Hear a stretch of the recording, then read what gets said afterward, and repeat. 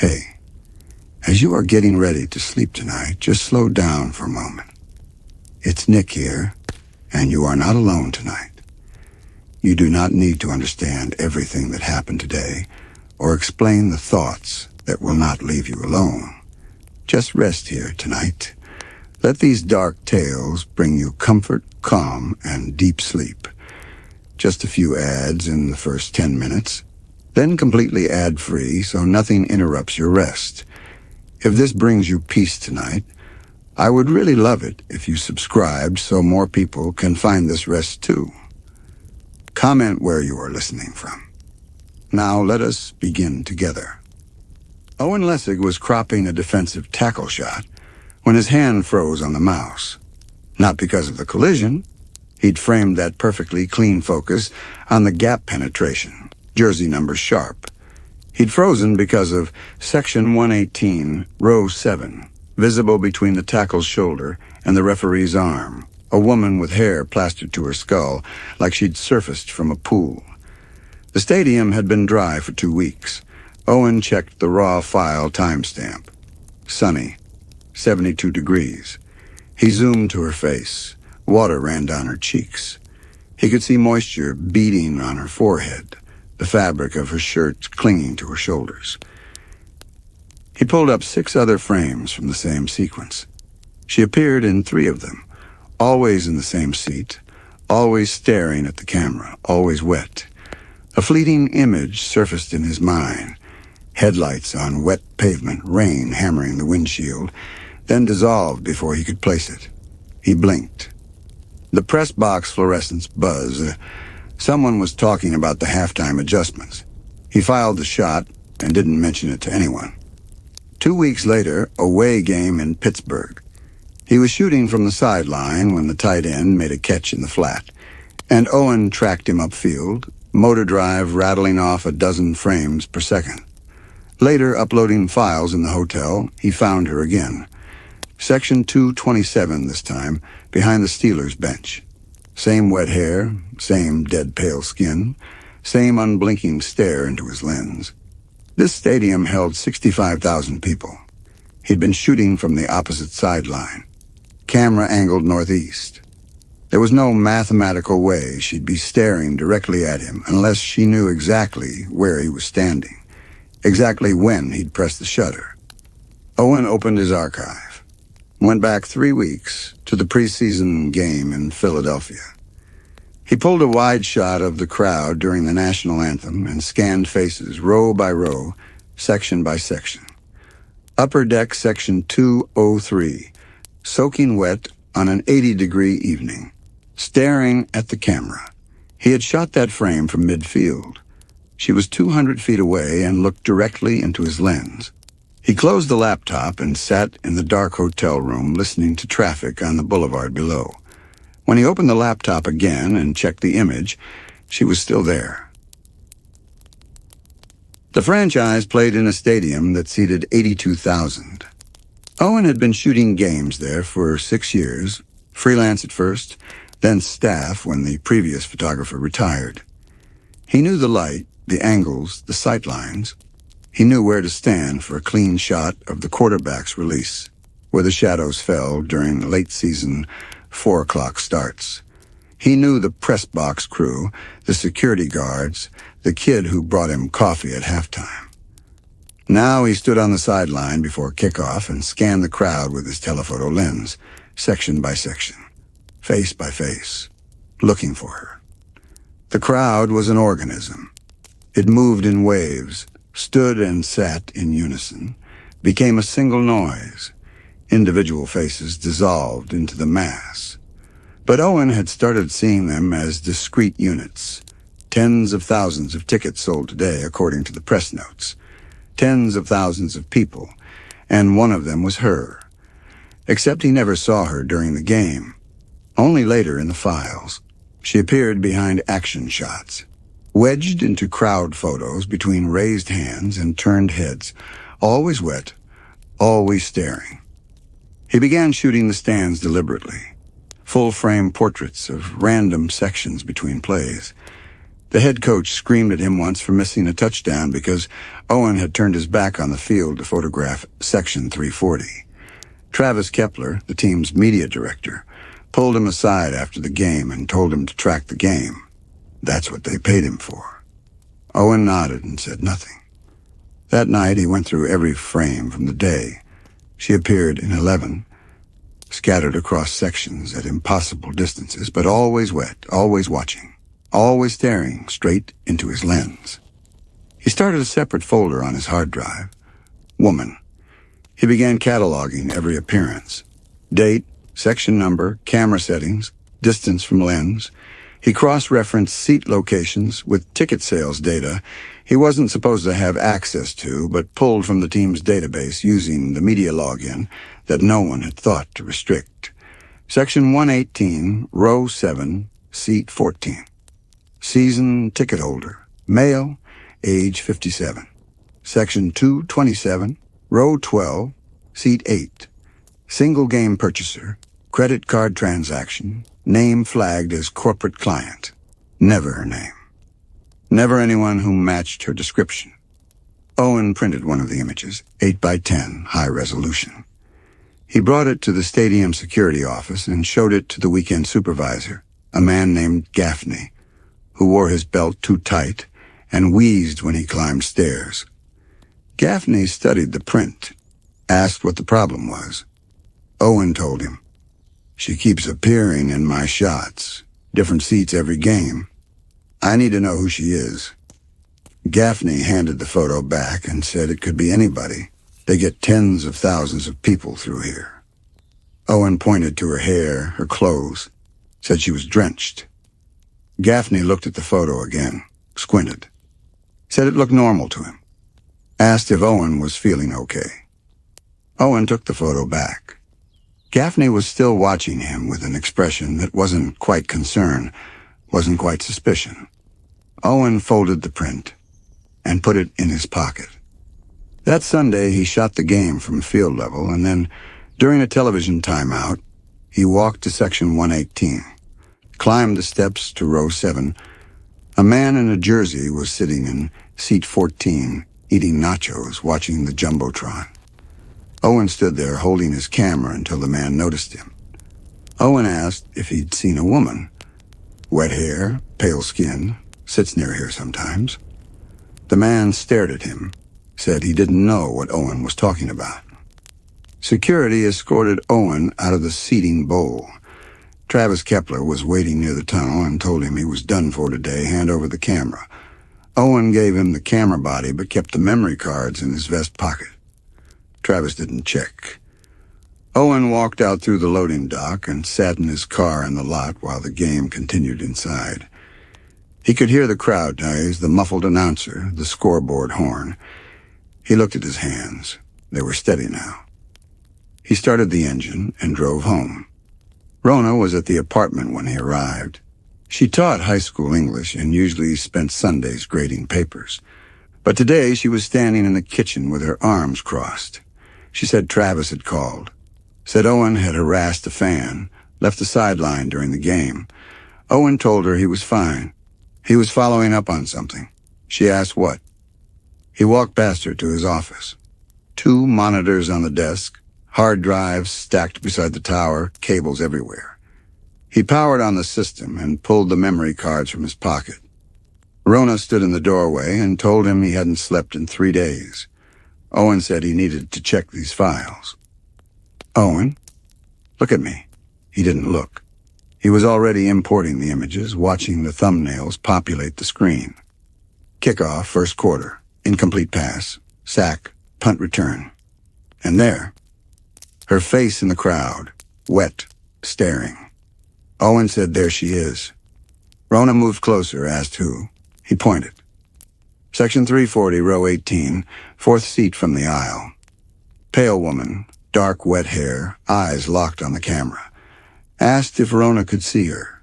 Rona leaned toward the screen, studied it for a long moment. Then she said she didn't see a wet woman. Said she saw a lot of faces, the usual crowd, blur. But there was something strange about that section. Something off, like a smudge on the lens, or the pixels weren't quite right. She couldn't explain it. Owen felt something loosen in his chest, a crack of validation. She saw something. Not the woman, but something. "So you see it," Owen said. Rona stepped back. Said she didn't know what she saw. Maybe it was just image compression, or a sensor issue. But she didn't see a person. She was sorry. Owen zoomed the image to 400%. Her face filled the monitor, water on her cheeks, strands of hair stuck to her forehead, eyes that didn't blink.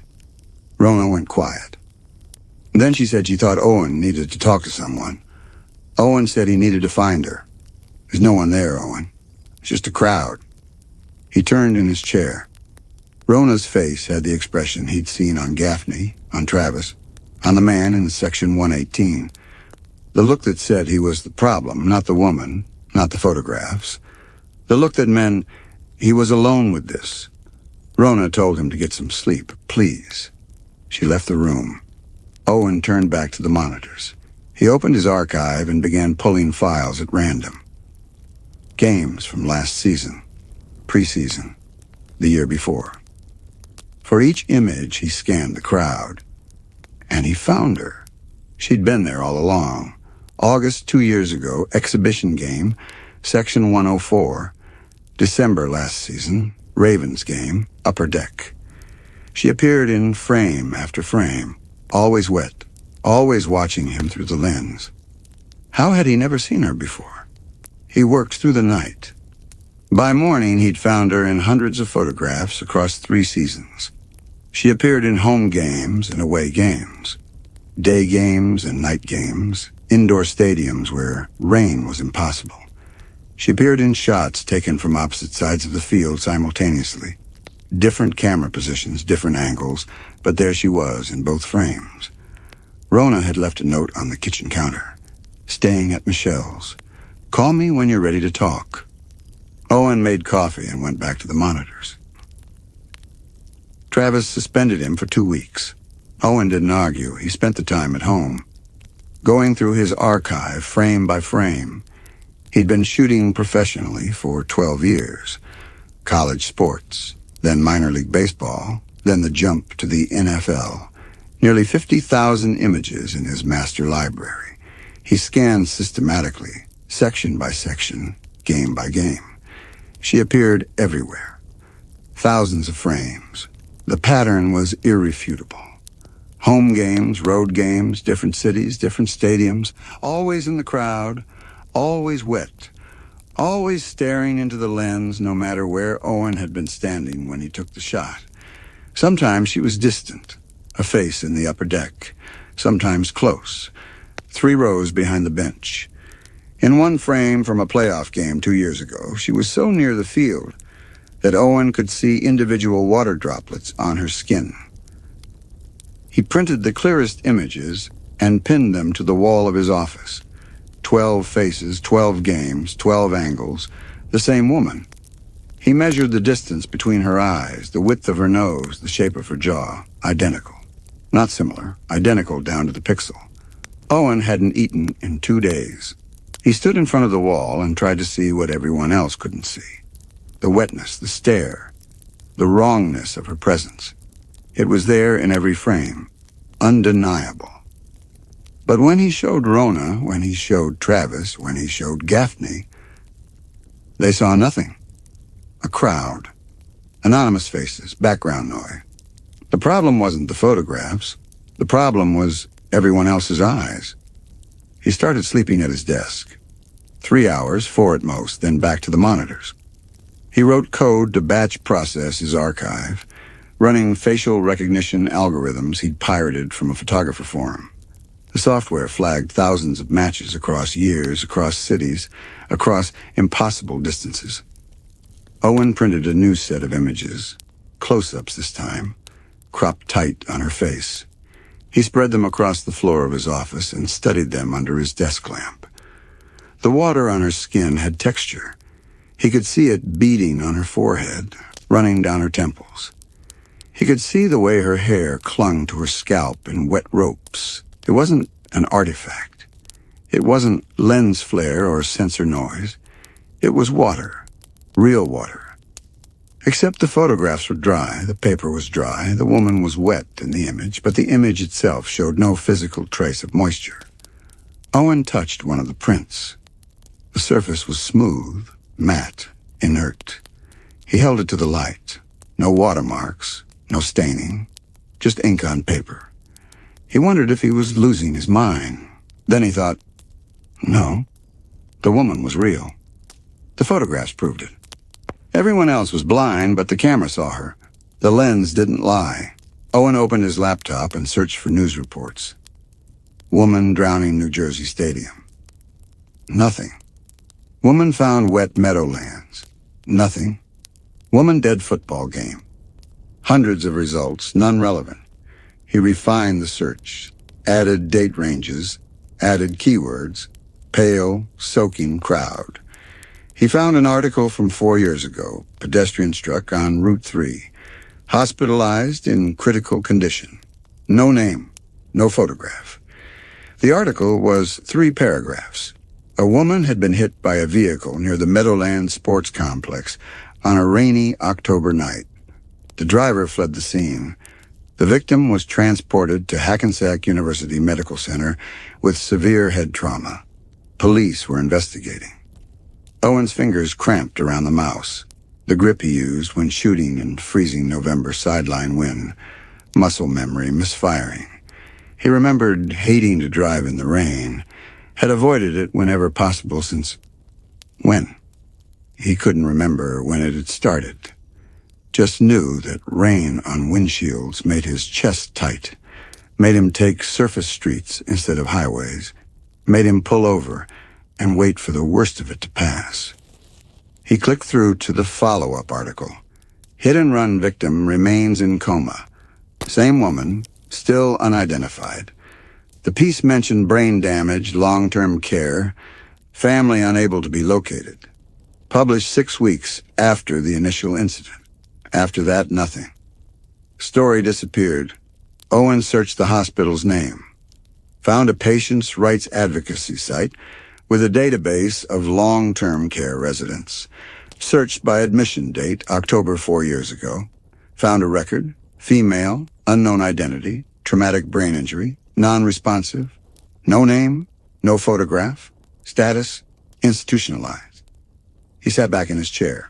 Outside, traffic moved on the turnpike, constant and distant. Owen looked at the wall of photographs. The woman staring back at him from a dozen different angles. She hadn't drowned. She was still alive. 3rd floor long-term care wing at Hackensack University Medical Center. Breathing through a tube, her brain shattered, her identity erased, and she was in his photographs, every game, every year, watching him. Owen opened his email and composed a message to the hospital's patient services department. He claimed to be a family member searching for a relative who'd gone missing in October 4 years ago. He described the woman, pale, dark hair, mid-30s. He asked if they had any record of her. The response came 3 hours later. Privacy regulations prevented them from confirming or denying the presence of any patient without proper legal documentation. If he believed he had a relative in their care, he should contact the Social Services Department with proof of relationship. Owen closed the laptop. He had no proof. He had no relationship. He had photographs of a woman who shouldn't exist, appearing in impossible places, staring at him across time.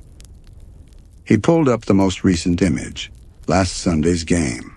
Section 118 again, the same section where he'd first noticed her.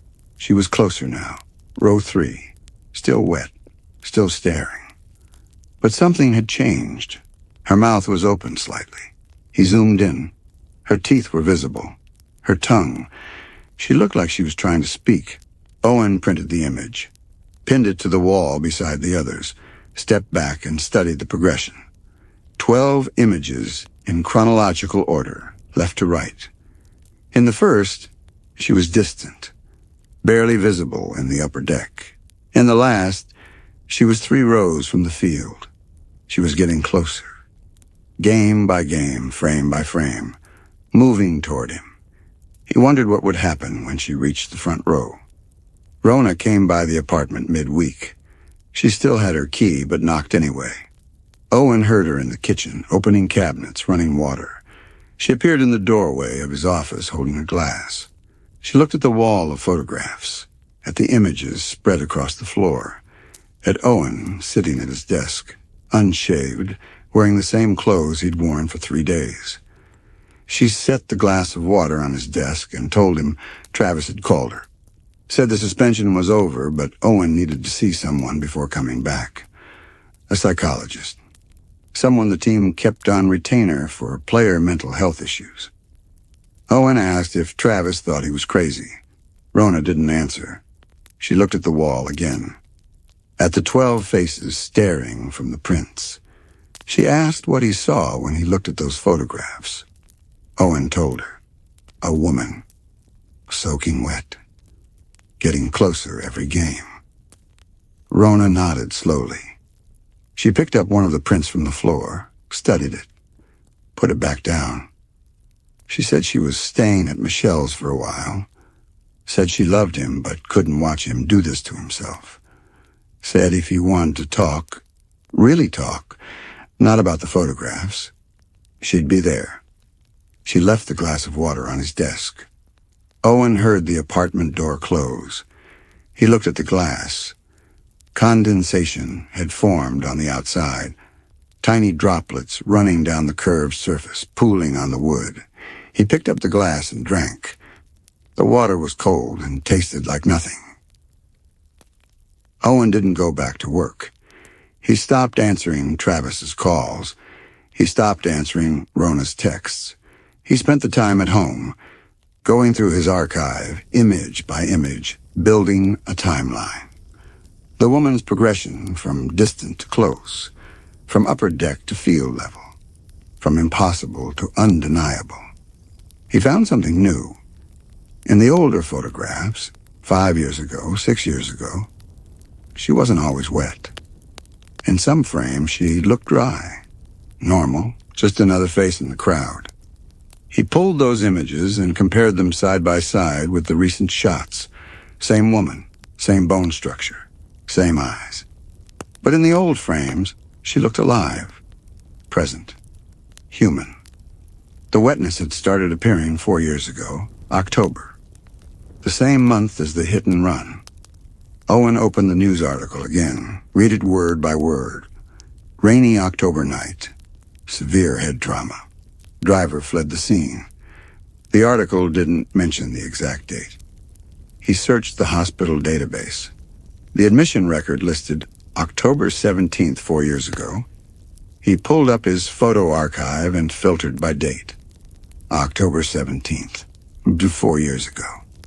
The team had played an away game in Denver that day.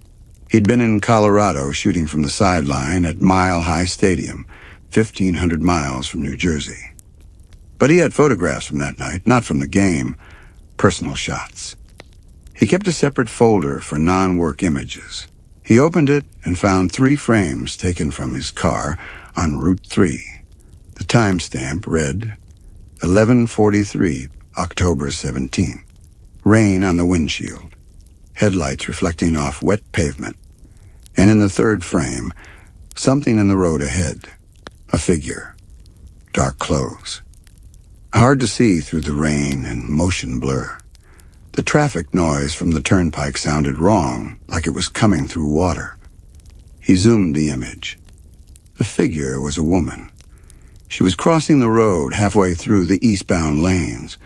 The exposure was too long. He'd been driving, the camera handheld, shutter speed too slow.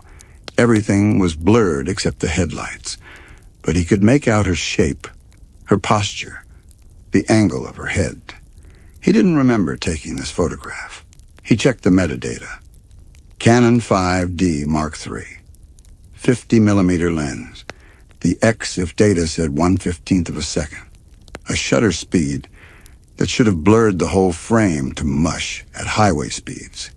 Either he'd braced the camera against something, or his hands had gone preternaturally still. Neither option made sense. Owen closed the laptop. He opened the laptop again and looked at the photograph. The woman in the road, the headlights, the rain. He opened his browser and searched for the original news article. Found it, read it again.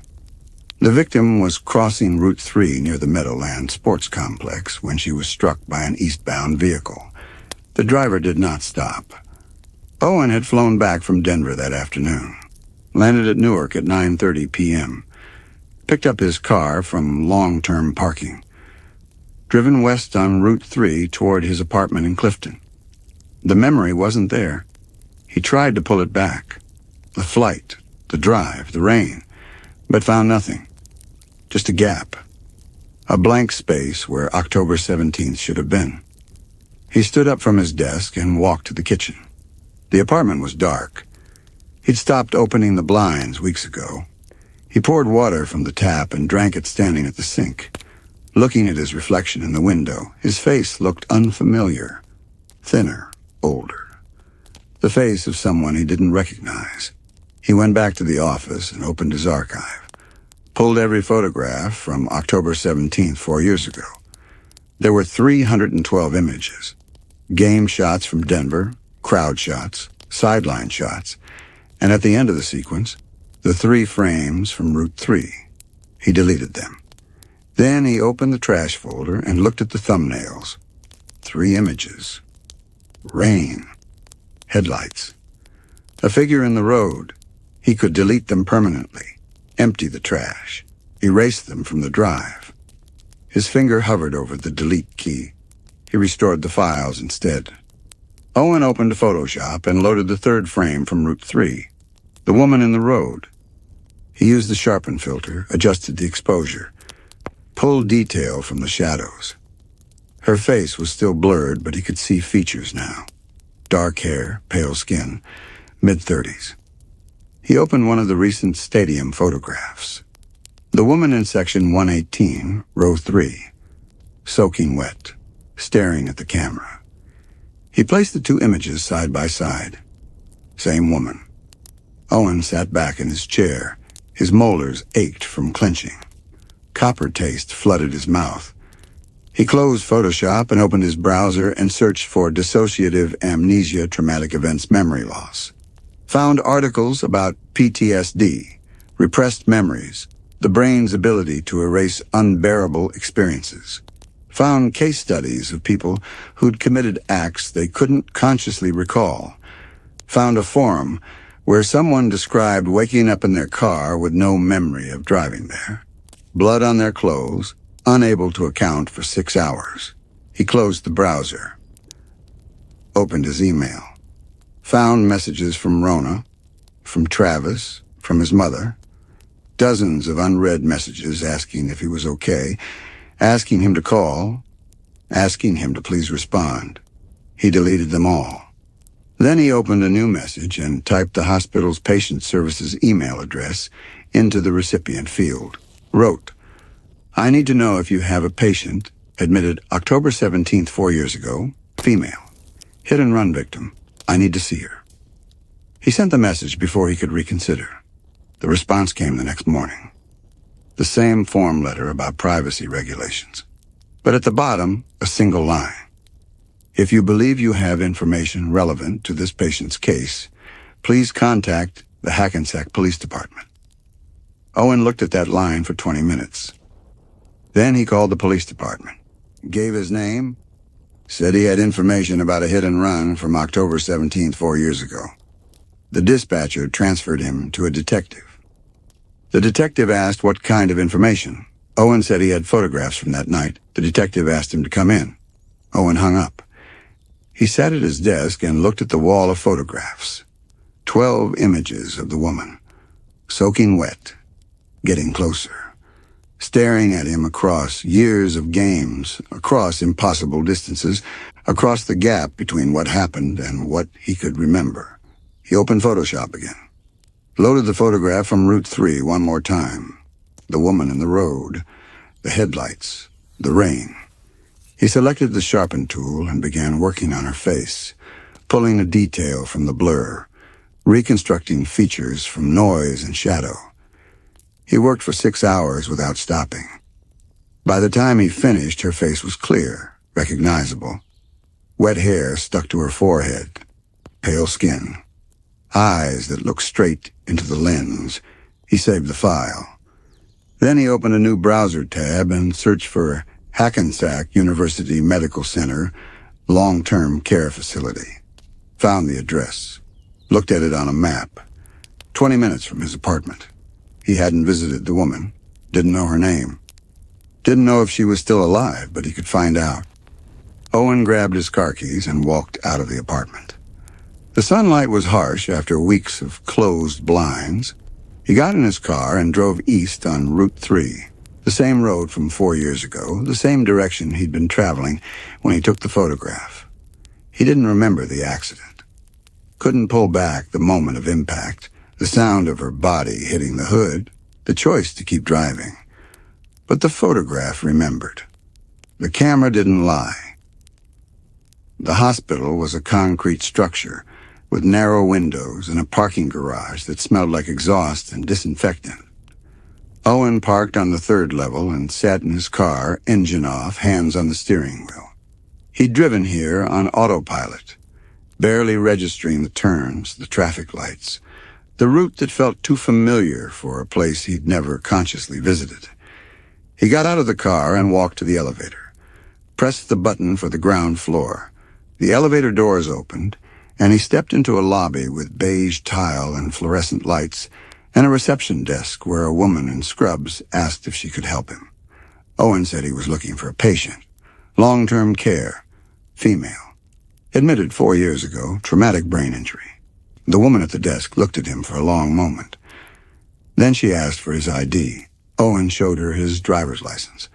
She typed his information into her computer and asked what his relationship was to the patient. Owen said he didn't know her name. The woman stopped typing. Said she couldn't help him without a name or a patient ID number. Owen started to say something else, but the words stuck in his throat. He turned and walked out of the lobby, back to the elevator, back to his car. Sat behind the wheel, the traffic sounds from Route 3, like they were coming through a swimming pool filter. Muffled, rhythmic, wrong. He'd been here before. He knew he'd been here before. The lobby, the beige tile, the fluorescent lights, the smell of antiseptic and floor wax. He opened his phone and pulled up his photo gallery. Scrolled back months, years. Found a photograph he didn't remember taking. A hallway, white walls, a sign that read, Long-Term Care Unit 4C. The timestamp was from 3 years ago, middle of a weekday. He should have been at work, at the stadium, shooting practice or press conferences. Instead, he'd been here. He zoomed in on the photograph. Down the hallway, a door was partially open. Inside the room, medical equipment, a bed, a figure lying motionless under white sheets. Owen got out of the car again, walked back into the hospital, found the stairs and climbed to the 4th floor, pushed through the door marked 4C, and walked down the hallway until he found the room from the photograph. The door was closed now. A nameplate beside it read, Patient 4C17. No visitors without authorization. Owen stood outside the door for 5 minutes, 10. A nurse walked past and asked if he needed help. Owen said he was just leaving. The nurse watched him walk back to the stairs. Owen drove home in silence, parked in his apartment lot, sat in the car until the interior grew hot and he started sweating. Then he went upstairs and returned to his office. The photographs were still on the wall, 12 images of the woman. But now he saw them differently. Not as evidence of something supernatural, not as proof of a haunting, as evidence of his own fracturing mind trying to give shape to guilt it couldn't consciously process. He'd hit her, kept driving, buried the memory so deeply that his brain had externalized it, turned it into something he could see, something he could chase, something that explained the wrongness he felt every time he looked through a camera lens. The photographs were real. But she wasn't in them. She'd never been in them. He had put her there. Frame by frame, edit by edit. During hours, he lost the dissociation. His hands working the keyboard and mouse while his conscious mind slept or watched TV or talked to Rona about his day, building a narrative that blamed the camera instead of the driver. That made him the victim instead of the perpetrator. Owen pulled the prints off the wall, all 12 of them, held them in a stack, and carried them to the kitchen. He turned on the stove and held the first print over the burner, watched the corner catch fire, watched the flames spread across her wet face, watched the paper curl and blacken. Then he stopped, put the fire out under the tap, set the half-burned print on the counter. He couldn't destroy them. They were the only evidence he had, the only proof of what he'd done, even if that proof was constructed from his own dissociated labor. Without the photographs, the woman disappeared completely, became nothing. A body in a bed with no name and no one to remember her except the nurses who turned her every 2 hours to prevent bed sores. Owen put the prints back on the wall, sat at his computer, opened his archive one more time. He started looking for other inconsistencies, other signs of his own tampering, other places where his mind had rewritten reality to make it bearable. He found them everywhere. Timestamps that didn't match his calendar, locations he didn't remember visiting, images that showed him in 2 places at once. His entire archive was corrupt, not from external interference, from himself. The doorbell rang. Owen ignored it. The doorbell rang again, then knocking. Then Rona's voice through the door saying his name, saying please, saying she had a key but wanted him to let her in. Owen opened the door. Rona looked at him, really looked, the way she used to before he started seeing the woman, and said they needed to talk, not about the photographs, about him, about what was happening to him, about the fact that he hadn't left the apartment in 2 weeks, except for one trip to the hospital where security had called her because he'd listed her as his emergency contact when he'd been there before, 3 times before, trying to get into the long-term care unit. Owen said he didn't remember going to the hospital 3 times. Rona said she knew. She came inside and made him sit on the couch, made him eat the sandwich she'd brought, made him look at her while she explained that Travis wasn't calling anymore, that the team had terminated his contract, that his mother had flown out from Arizona and was staying at a hotel nearby, waiting for him to agree to see her. Owen asked why his mother had come. Rona said because he was sick, because he needed help, because she loved him and was terrified and had read all the emails he'd sent to the hospital, to the police department, to news outlets describing what he'd seen in the photographs, and offering himself as a witness to a hit-and-run he now believed he'd committed but couldn't remember committing. Owen said the photographs were proof. There's nothing in the photographs, Rona said. I've looked at every single one you sent me. There's no woman. There's no you standing in the crowd. It's just crowds, Owen. Just people watching a game.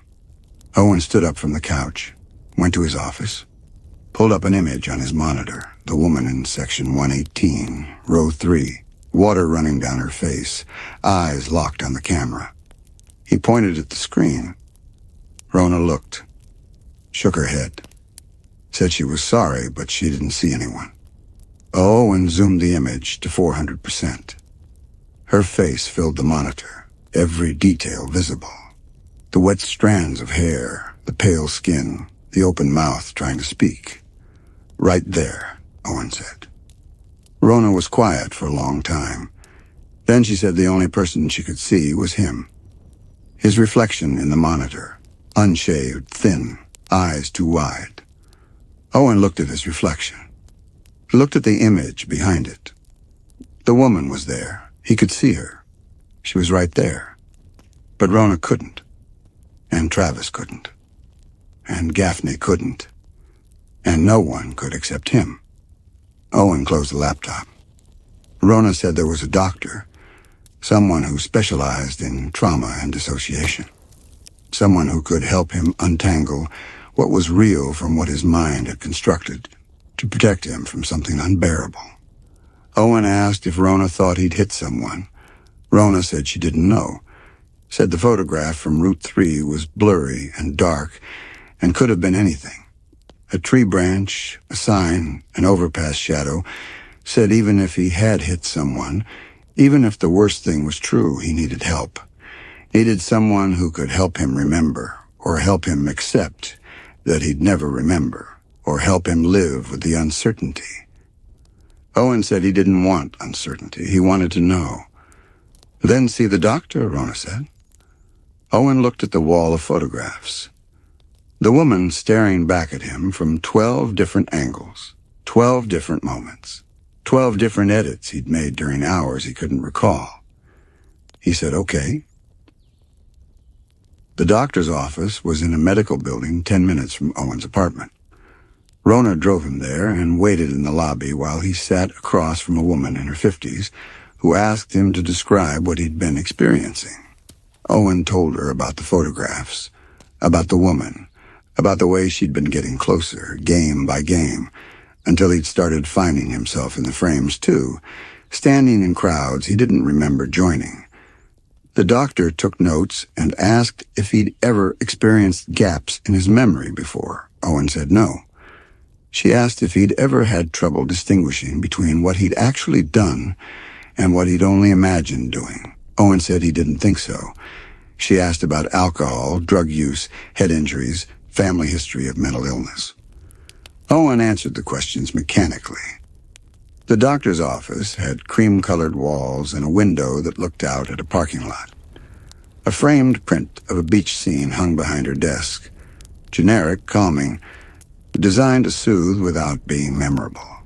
The doctor asked if he'd brought any of the photographs. Owen pulled his phone from his pocket, opened his photo gallery, showed her the image of the woman in section 118, row 3. The woman with wet hair and pale skin and open mouth. The doctor looked at the screen, asked what she was supposed to see. Owen pointed. Section 118, row 3, fourth seat from the aisle. The doctor said she saw a crowd. Many faces, but no one standing out as unusual or out of place. Owen zoomed the image. The woman's face filled the screen. The doctor was quiet. Then she asked if Owen could see the woman right now in the photograph he was showing her. Owen said yes. Of course he could see her. She was right there. The doctor set her pen down. Said they should talk about dissociation, about the way the brain sometimes creates narratives to contain experiences too painful to process directly. About how trauma could fragment memory, could create false certainties, could turn internal experience into external phenomena. Owen listened, understood what she was saying, recognized the framework she was offering him. He'd hit someone, buried the memory, manifested his guilt as a recurring hallucination embedded in his work. But the photographs were real. He'd edited them, yes, but the edits themselves were real acts. His hands had moved the mouse. His fingers had pressed the keys. The files had modification dates, metadata, version histories, evidence of labor performed during hours he couldn't consciously access. The doctor said that was the nature of dissociative episodes. The work was real. The hours were real. But the content, the woman's face, his own face in the crowd, might be constructed from material he'd found elsewhere. Stock photos, news images, faces from other sources dragged into his sports archive and integrated so seamlessly he'd begun to believe they'd always been there. Owen asked if she thought he was making it all up. The doctor said she thought his mind was trying to tell him something he wasn't ready to hear directly, that the photographs were a language his guilt had learned to speak. Owen left the office with a prescription for antipsychotics and a referral to a therapist who specialized in recovered memories. Rona was waiting in the lobby. She drove him home and came inside and watched him put the pill bottle on the kitchen counter without opening it. She asked if he was going to take them. Owen said he didn't know. Rona said she couldn't stay. Couldn't keep watching him disappear into the photographs. Couldn't keep pretending she knew how to help. She said she loved him, but she had to go, had to let him figure this out on his own, or with professionals, or however he needed to do it. Owen nodded. Rona kissed him on the forehead and left. Owen stood in the kitchen until the light through the window turned orange. Then he went to his office and opened his laptop. Pulled up the photograph from Route 3. The woman in the road, the headlights, the rain. He stared at it for an hour, 2 hours, trying to see what was actually there versus what his mind had added, trying to separate reality from construction. He couldn't. The image had become its own truth. Didn't matter if the woman was a real pedestrian he'd hit, or a shadow he'd mistaken for a person, or a tree branch or a sign. Didn't matter if his guilt had conjured her into the stadium photos, or if she'd always been there and he'd only started seeing her when his buried memory began surfacing. The photographs were all he had, and they showed a woman, wet, watching, getting closer. Owen opened Photoshop.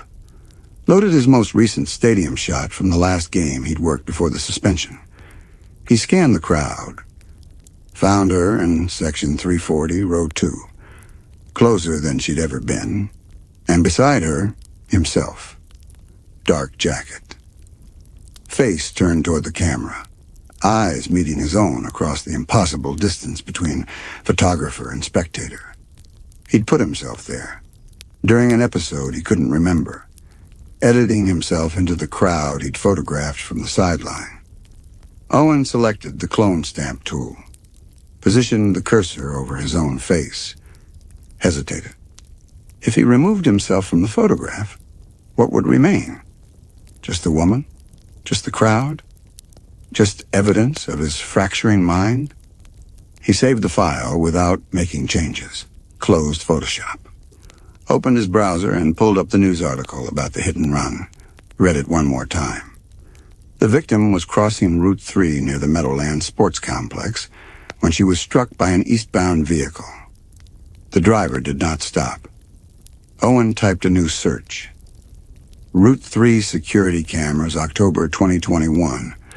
Found an article about traffic monitoring systems installed by the State Transportation Department. Cameras mounted at major intersections. Footage retained for 90 days unless flagged for investigation. 4 years ago, the footage would be gone, unless the police had pulled it, unless they'd kept it as evidence in an unsolved hit and run, unless there was a recording of Owen's car driving east on Route 3, of the moment of impact, of him not stopping. He picked up his phone, dialed the number for the Hackensack Police Department, asked to speak to someone about the hit and run from October 17th, 4 years ago. The dispatcher transferred him. A detective answered, asked what information Owen had. Owen said he thought he might have been the driver. The detective was quiet. Then he asked Owen to come to the station. Owen said he would. He hung up the phone, sat at his desk looking at the wall of photographs. The woman in 12 different positions, 12 different moments, 12 different lies his mind had told itself to avoid the truth. His phone buzzed. A text from Rona. Please call me. Let me know you're okay. Owen typed a response. I'm going to the police. 3 dots appeared. Then, do you want me to come with you? Owen wrote, no. He put the phone in his pocket, stood up from his desk, walked out of the apartment and got in his car and drove to the police station on Hackensack Avenue. Parked in the visitor lot. Sat behind the wheel for 10 minutes before going inside. The detective was waiting for him. A man in his 40s with gray hair and a tie that didn't match his shirt. He led Owen to an interview room with cinder block walls and a table bolted to the floor. The detective asked Owen to explain why he thought he'd been involved in the hit and run. Owen said he had a photograph, showed him the image from Route 3, the woman in the road, the headlights, the rain. The detective studied the screen, asked what time the photo was taken. Owen told him 11:43 p.m. The detective said the hit and run occurred at approximately 11:50 p.m. Owen's fingers went numb. The detective asked if Owen had any other evidence. Damage to his vehicle. Memory of the impact. Anything beyond the photograph. Owen said no. Just the photograph. And the woman who kept appearing in his other photographs. The woman who looked like the victim. The detective asked to see those photographs. Owen pulled them up on his phone, showed him the stadium shots, the woman in the crowd, wet, watching, getting closer. The detective looked at each image. Then he handed the phone back and said he didn't see anyone matching the victim's description. Owen said she was right there. Section 118, row 3. The detective said he saw a crowd, normal faces, nothing unusual. Owen zoomed the image. Her face filled the screen, water on her cheeks, mouth open, eyes staring. The detective said he understood Owen was going through something difficult. Said if Owen wanted to make a formal statement, they could do that. But based on the evidence, a blurry photograph that might show someone in the road, and a series of stadium photographs that showed nothing out of the ordinary. There wasn't enough to warrant charges or further investigation. The detective asked if Owen was seeing anyone. A therapist. A doctor. Owen said yes. The detective said that was good. Said sometimes guilt manifests in strange ways. Said sometimes people confess to things they didn't do because the act of confession feels like relief, even if it's relief from something imaginary. Owen asked if the victim was still alive. The detective said he couldn't share details about an open case. Owen asked if there was any security footage from that night. The detective said the footage had been reviewed. No usable images of the vehicle or driver. The case remained unsolved. Owen thanked him and left. Drove back to his apartment. Parked in his spot. Sat in the car watching the sun set behind the buildings across the street. His phone buzzed. Rona, what did they say? Owen wrote, "Not enough evidence." Rona, are you okay? Owen didn't respond. He got out of the car and went upstairs, sat at his desk, and opened his laptop one more time. Pulled up the photograph from Route 3. The woman in the road. He'd been driving. He'd taken the photograph. The camera had captured something. Someone in the headlights. But maybe it wasn't her. Maybe it was a shadow, a sign, a trick of light and rain and motion blur. Maybe his mind had seen what it needed to see. Had found an image ambiguous enough to hold all his formless guilt and given it shape. Given it a face, given it a story. Or maybe he'd hit her. Maybe he'd killed her. Maybe she was alive, but destroyed. Maybe the photographs were his mind's way of bringing her back, over and over, because the alternative, forgetting completely, was worse than haunting. Owen closed the laptop, walked to the kitchen, opened the pill bottle, took one of the antipsychotics, swallowed it dry, got in his car, drove back to the hospital. Owen used the press credentials he still had in his wallet to get past the lobby. The guard barely looked at them, just waved him through to the elevators. He took the stairs instead, climbed to the 4th floor, pushed through the door marked 4C. The hallway stretched ahead. Fluorescent lights, linoleum that squeaked under his shoes. He walked to room 4C17. The door was open. The bed was empty, stripped, mattress bare. Owen stood in the doorway. The medical equipment was gone. The monitors, the tubes. Just an empty room with white walls and a window that looked out at the parking garage. He stood there for 5 minutes, trying to process what empty meant. 3 weeks vacant, the nurse had said. The woman transferred to hospice. Died October 23rd. While he'd been sitting in his apartment editing her face into photographs, while he'd been cataloging her appearances, convinced she was watching him from stadium crowds, she'd been dead. He walked back to the nurse's station, asked again about the patient in 4C17, already knowing what the answer would be. The nurse checked her computer. Confirmed, room vacant 3 weeks. Previous occupant transferred October 21st, passed away 2 days later at hospice. Owen asked what the patient's name was. The nurse said she couldn't share that information without proper authorization. Owen nodded. Didn't ask anything else. Walked back to room 4C17 and stood in the doorway again. The empty bed, the bare mattress, the window looking out at rows of parked cars reflecting afternoon light. He'd been here before. He knew that now, not just from the photograph on his phone. He'd been here multiple times, stood in this doorway, maybe sat in the chair that wasn't there anymore, maybe touched the bed frame, maybe whispered things to a woman who couldn't hear him. And then he'd locked those visits away somewhere his conscious mind couldn't find them. Owen took the stairs down, walked to his car, sat behind the wheel looking at the hospital entrance. People going in, people coming out. The ordinary traffic of a Thursday afternoon. The backup drive was still in the locked drawer at home. He drove back to the apartment. The route was automatic, Route 3 West, exit at the Clifton ramp, 3 blocks to his building. He'd driven it thousands of times. Some of those times he remembered. Some he didn't. He unlocked the drawer. The backup drive was exactly where he'd left it. He plugged it into his laptop. The folder structure loaded. His archive, unedited. The files he'd backed up before he started seeing the woman, before he started making changes, before everything fractured. He opened the folder, scanned the file list, found a video file he'd never seen before.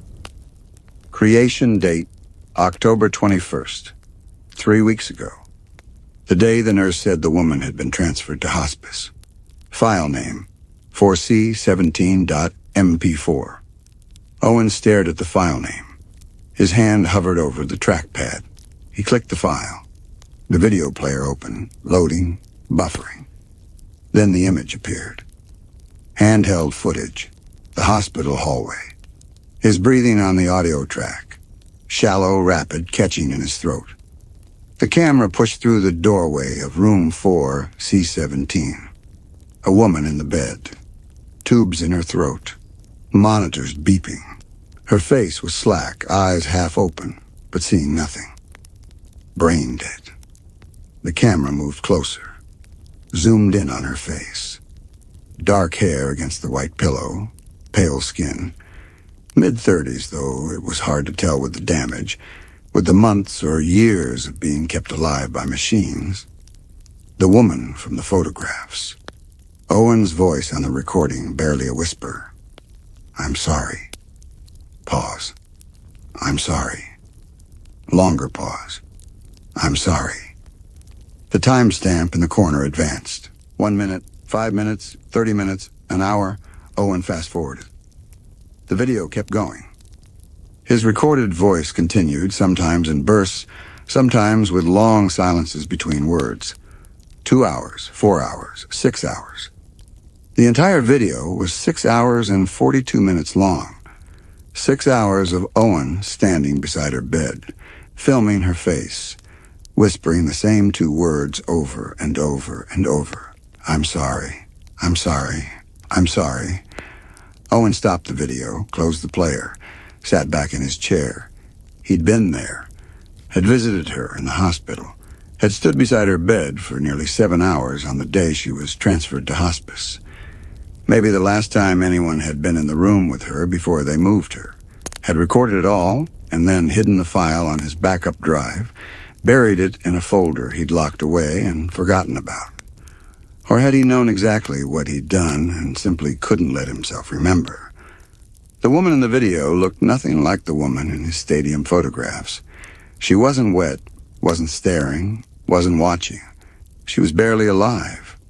tubes and wires and the mechanical rise and fall of her chest being kept going by machines until someone decided it was time to stop. But it was the same face. Owen had taken that face, the face of the woman he'd destroyed, the woman he'd left to die, alone in a hospital bed, and inserted it into his photographs. Hundreds of photographs. Made her wet because she'd been crossing the street in the rain when he hit her. Made her stare because he couldn't escape the feeling of being watched, being judged, being known for what he'd done. He'd built a haunting from his own guilt, and then he'd forgotten he'd built it. His phone rang. Rona. Owen looked at the screen. Let it ring 3 times. 4. Then answered. Owen? Her voice sounded far away, like she was calling from somewhere he couldn't quite reach anymore. I found something, he said. I need to show you. Silence on the line. Then, I'm coming over. Okay. Are you... She stopped. Started again. Are you safe right now? Owen looked at the paused video on his screen. The woman's face, the tubes, the monitors. I don't know, he said. I'm leaving now. I'll be there in 20 minutes. Okay. She hung up. Owen sat at his desk and waited. The video file was still paused on the screen. The woman's face frozen in that half-alive state. Eyes open but empty, seeing nothing. His reflection in the monitor glass showed a face he almost recognized. Thinner than he remembered. Older. The face of someone who'd spent 6 hours and 42 minutes standing beside a dying woman, apologizing to someone who couldn't hear him. Recording it all as if documentation could be atonement. As if filming her could undo what he'd done. As if whispering, I'm sorry, 600 times into the silence of a hospital room could bring her back. The doorbell rang. Owen stood, walked to the door, opened it. Rona was there. She looked at him. Really looked. And Owen saw himself through her eyes, unshaved, thin, wearing the same clothes he'd worn for days, but alive. Still here. Still standing. Come in, Owen said. Rona stepped inside. Owen led her to the office, pointed to the monitor. The paused video, the woman's face. Her name was in the hospital records, Owen said. Though he hadn't checked, though he still didn't know, though maybe he'd never know. I was there when they transferred her to hospice. I recorded it. I don't remember doing it, but I was there. Rona looked at the screen, then at Owen, then back at the screen. She didn't ask if he was sure. Didn't ask if he'd made it up. Didn't ask if the video was real. She just said, show me. Owen pressed play. The recording started again from the beginning. The hallway. His breathing. The woman's face. His whispered apologies filling the room like a prayer to something that couldn't answer. Rona stood beside him and watched. And Owen finally understood what the photographs had been trying to tell him all along.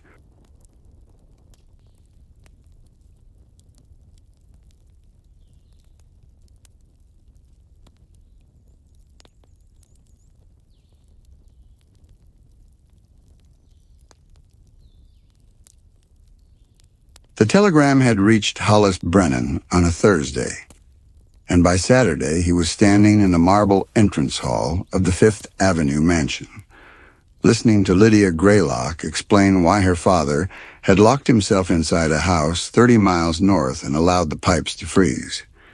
She stood by the window in a traveling dress of charcoal wool, her gloved hands folded with the stillness women cultivate when gesture reveals too much. The winter light from the street made her face appear carved rather than living. She told him the facts in the order they had occurred. Her father had dismissed the entire household staff on the 15th of January. 12 servants, most in service to the family for 2 decades, released without references, without severance beyond their wages. The housekeeper had written to express concern about leaving him alone in the great house. Brennan had brought his notebook but did not open it. His questions were brief. She answered each carefully, her voice never rising, never faltering. She had last seen her father at Christmas. He had been preoccupied but not visibly ill. He had spoken of spending the winter months at the estate, attending to personal matters. She had assumed he meant his collections, the paintings, the first editions, the Chinese porcelains that filled entire rooms of the Fifth Avenue house. The house around them was silent in the way only houses maintained by invisible labor could be silent. In the service regions below, staff moved through tasks that kept the organism alive. Silence maintained by people who had learned to be blood rather than body. You never saw them, but the house stayed warm, stayed ordered, stayed perfect. When Brennan asked what sort of personal matters, she turned from the window, and the movement had the quality of deliberate effort, as if she were a statue choosing to animate. Her father, she explained, was a man of intense focus. When he had acquired the Pennsylvania rail rights, he had worked for 3 months without sleeping more than 4 hours a night. When he had decided to corner the anthracite market in '87, he had not left his study for a week. She paused, and her fingers worked against each other with the first sign of agitation he had seen from her. He spoke of an emptiness. After the fires in '91, he said something had started then. A hunger. She met his eyes. I thought this was another of his campaigns. I did not think it was madness. Brennan had read the file his agency kept on Augustus Greylock. The coal holdings alone would have made him notable. The rail investments made him formidable. The slum properties in 5 Points and the Lower East Side made him something else entirely. The tenement fires of '91 had burned through buildings Greylock owned, structures where fire escapes had been deemed an unnecessary expense. 43 dead, most of them children. The inquests had gone nowhere. Men like Greylock did not testify before municipal boards. They sent lawyers who cited property rights and market forces, who transformed questions of morality into questions of contract law. What changed her mind, Brennan asked, and she produced a letter from her traveling bag. The stationery was heavy, watermarked, the handwriting educated, but increasingly irregular as it descended the page. Lydia, do not attempt to visit. The house is not safe. I have made arrangements with Huddleston to manage affairs until this matter is resolved. The coal is not what you think. It comes from within. The creature is real. It has always been real. I feel it in my bones now, the emptiness, the hunger. Nothing fills it. Nothing ever has. Your loving father. The signature was barely legible, the letters collapsing into each other, as if the hand that wrote them had been shaking. The letter had arrived 4 days ago. She had sent 2 telegrams. Both were returned. She had sent a man from her father's office to investigate. He had reported that the gate was locked, the grounds deserted, no smoke from any chimney despite temperatures well below freezing. He had knocked for 20 minutes. No one came. The man had walked the perimeter of the house and found every window shuttered, every door sealed. It was as if the building had been prepared for a siege. Brennan asked if she believed her father was still inside. She met his eyes for the first time since he had arrived. I believe something is inside, she said. Whether it is still my father, I cannot say. Brennan studied her face for tells. She was not lying, but she was also not telling him everything. The wealthy never did. They hired men like him to discover what they already suspected, so that when the ugliness surfaced, they could claim ignorance. It was a form of insurance, moral rather than financial, and it was as common among the upper classes as theft was among the poor. He told her he would leave for the estate in the morning. She nodded once and rang for the butler to show him out. As Brennan descended the front steps to the street, he glanced back and saw her still standing at the window, a dark figure in a bright room, perfectly still. She did not watch him leave. She was looking at something else, something internal, something that did not require external vision to see. The estate was called Ironwood, which Brennan found grimly appropriate given its owner's fortune. It occupied 200 acres of the Hudson Valley, positioned where the river bent and the Catskills rose in their perpetual blue haze. The architect had been given instructions to build something that would look ancient, and had succeeded. The house appeared to have grown from the landscape through some geological process. All gray stone and narrow windows, built to outlast empires. Brennan arrived by hired coach on Sunday afternoon, the driver unwilling to approach closer than the outer gate. The man was local, familiar with the valley and its histories, and when he learned their destination, his expression had shifted from professional courtesy to something more guarded. He accepted his fee and departed with visible relief, leaving Brennan alone on a road where snow had drifted and frozen into sculptural forms that suggested bodies in various attitudes of supplication. The gate stood open. Fresh snow had fallen since it was last closed, but no tracks led in or out. Only the swept depressions where wind had worked the powder into patterns that resembled writing in an alphabet Brennan did not know.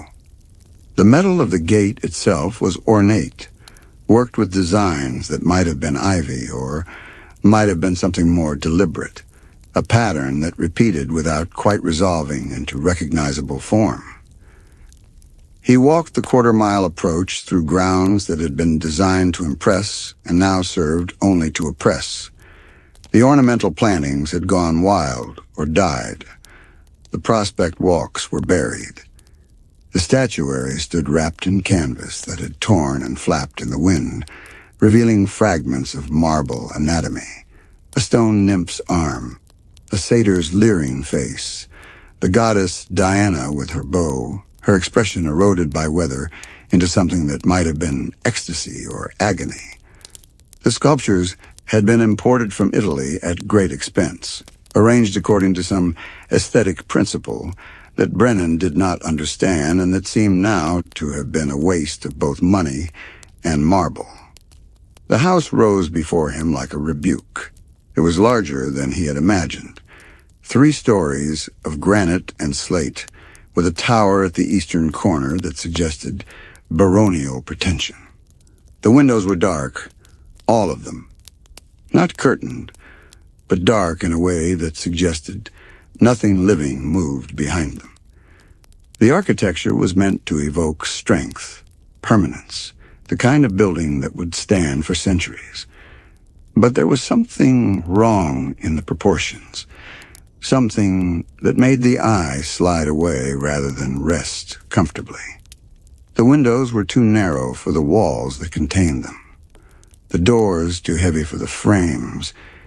It was as if the house had been built to keep things in rather than out.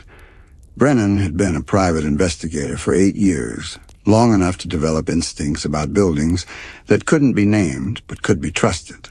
This one felt wrong, not haunted. He did not believe in ghosts, but wrong the way a body is wrong when the heart has stopped, but rigor hasn't set in yet. There was a quality to the stillness that suggested not peace but cessation, the moment after ending but before decay. The front door was locked. He knocked, knowing it was futile, and the sound died instantly, swallowed by the house or the snow or the sharp, bone-dry winter air. He walked the perimeter, testing windows, looking for signs of forced entry or exit. Nothing. The place was sealed, every shutter latched, every door barred. Whoever was inside had made certain that no one could enter easily, and perhaps that no one could leave. At the rear of the house, he found the servants' entrance. The door here was unlocked, hanging slightly ajar, ice crusted around the hinges. Brennan pushed it open and stepped into darkness. The cold hit him immediately. Not the cold of a building in winter, but something deeper. A cold that came from the stones themselves, from the earth beneath the foundation. His breath clouded white. The hallway stretched before him, narrow and utilitarian, designed for staff to move unseen through the house. His eyes adjusted slowly. The floor was slate. The walls were bare plaster, water-stained where pipes had frozen and burst. Icicles hung from the ceiling where the leaking water had refrozen, creating a forest of translucent spikes that caught what little light penetrated the gloom. He moved forward, boots crunching on ice that had formed from the leaking pipes. The corridor opened into a scullery, then a vast kitchen. Pots hung from iron hooks. A scarred work table dominated the center of the room. On it sat a loaf of bread, frozen solid, covered in a delicate frost that made it look like something from a fairy tale. Beside it, a teacup. The liquid inside transformed into brown ice. A knife lay next to the bread, positioned as if someone had been interrupted mid-slice. From the master suite, directly overhead, came a sound, a creak of weight on boards. Brennan froze, listening. The sound came again, deliberate, moving, then silence. He waited a full minute before continuing, every sense alert. The house settled around him with its own sounds, and he could not be certain what he had heard. But the sensation of being alone had shifted into something less definite. Brennan touched nothing. He had learned early in his career that the arrangement of objects could tell a story, and disturbing them was a form of erasure. The kitchen told him that whoever had been here last had left suddenly, or had simply stopped in the middle of ordinary tasks. The bread suggested breakfast or lunch. The tea suggested the same. Someone had been eating, or preparing to eat, and then had abandoned the meal without clearing it away. The kitchen led to a pantry, and the pantry to a servant's staircase that rose into the main body of the house. He climbed. The stairs creaked under his weight, the sound sharp in the silence. At the top, he emerged into a hall that spoke of money in every detail.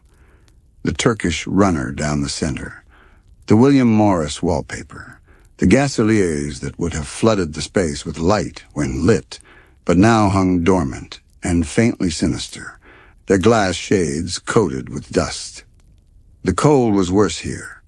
Brennan could see his breath, could feel the frost forming on his mustache. His ears rang with the pressure change, sinuses aching as if he'd descended into a mine shaft. The house wasn't merely unheated. Something was drinking warmth from the air itself. He began his search systematically, room by room.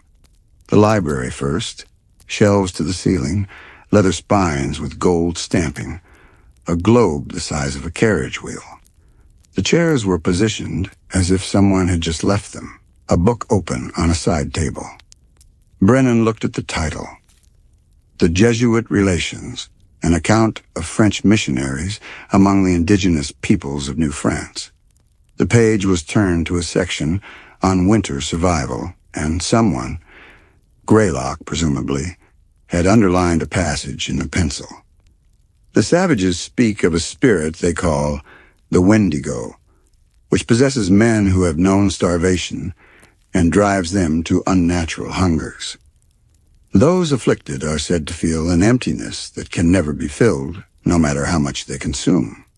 The spirit grows larger with each feeding, so that the afflicted are always starving regardless of how much they eat. In the worst cases, the possessed lose all humanity and become the Wendigo themselves, walking hunger in human form. Brennan read the passage twice. He was not a superstitious man, but he understood obsession, and this had the shape of it. The underlining was heavy, deliberate. The pencil pressed hard enough into the paper that it had left impressions on the pages beneath. Greylock had not merely read this passage, he had studied it, returned to it, found in it something that resonated with his own experience. As he turned from the book, movement caught his eye, a flicker in the tall mirror above the mantelpiece. He spun, but the room was empty. just the reflection of swaying chandelier crystals catching the dim light, or perhaps his own silhouette, distorted by the wavering glass. He stood very still, watching the mirror, but nothing moved again. The coal made the air shimmer strangely. That was all. The drawing room, furniture shrouded in white sheets, paintings on the walls depicting pastoral fantasies, shepherds in eternal summer, harvests in golden abundance, that never existed in actual countryside where people struggled and failed and died. The contrast between the painted warmth and the actual cold was so severe it approached mockery. The dining room, a table that could seat 20, place settings for a dinner party that would never occur, crystal glasses catching the thin gray light from the windows. The china was Meissen, the silver Georgian, the linens Irish. Each element had been chosen to communicate status, taste, discernment.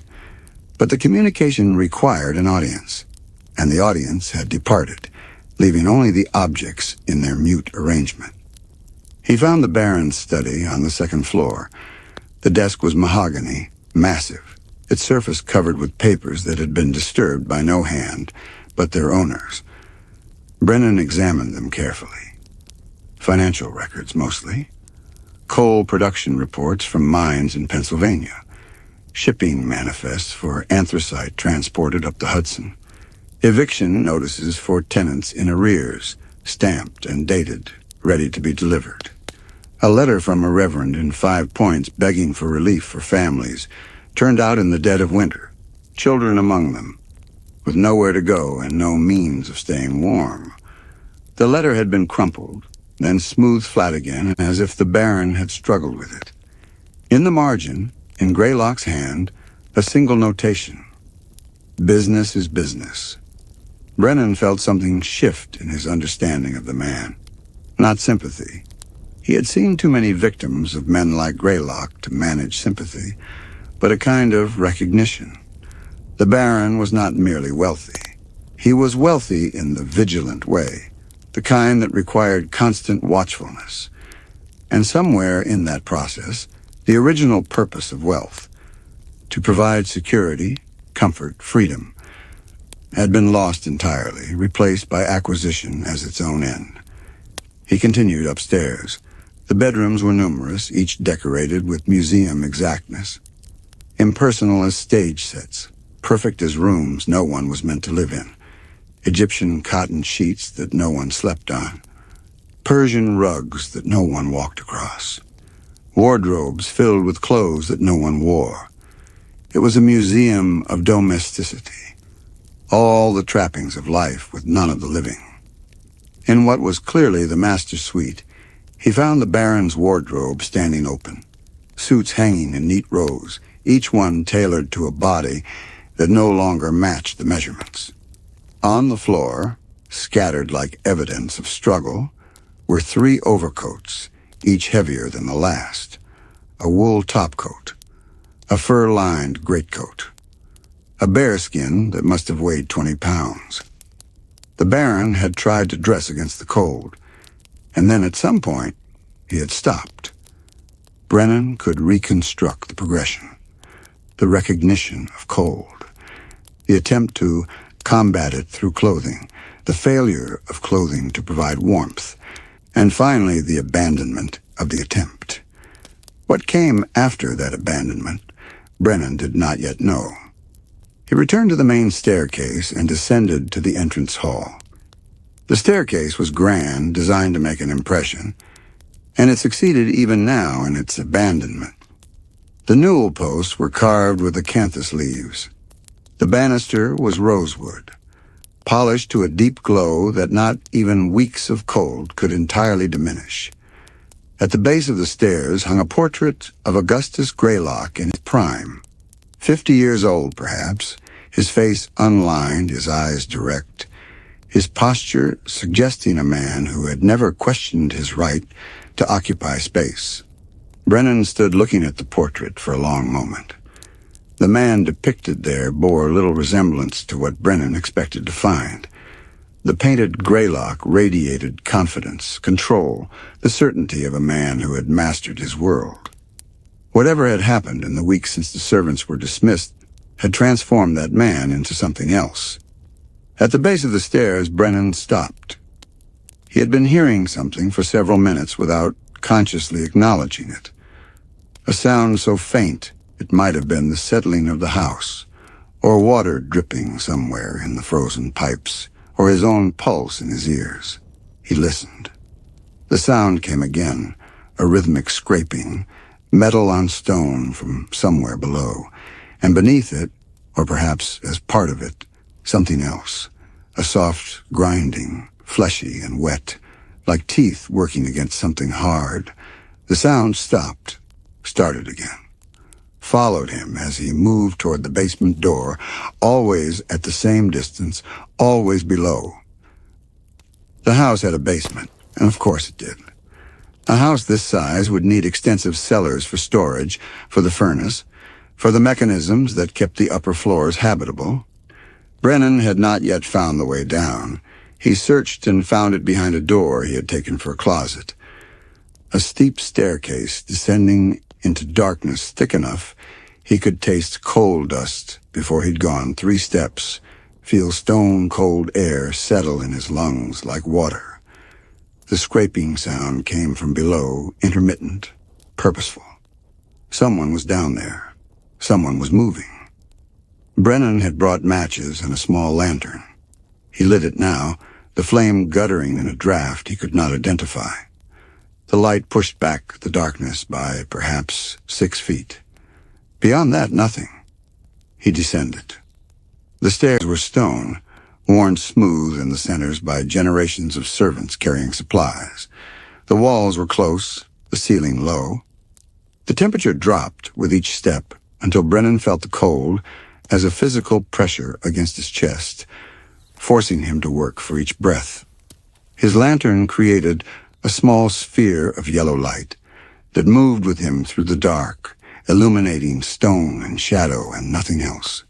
Behind him he heard it again, that soft, grinding sound, closer now, echoing strangely in the stone passage.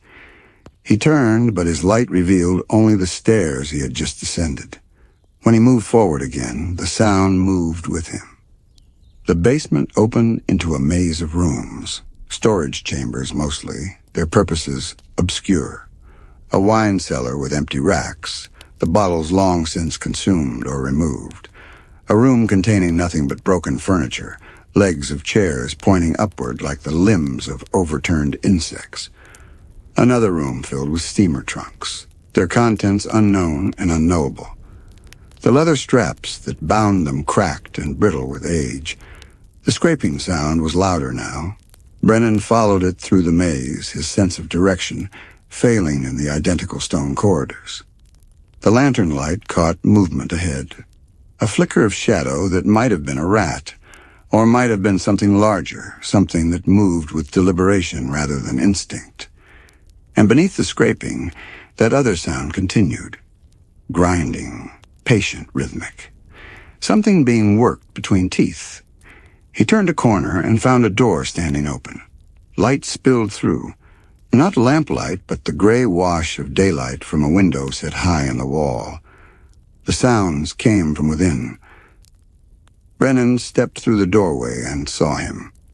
Augustus Greylock sat on the stone floor with his back against a barrel.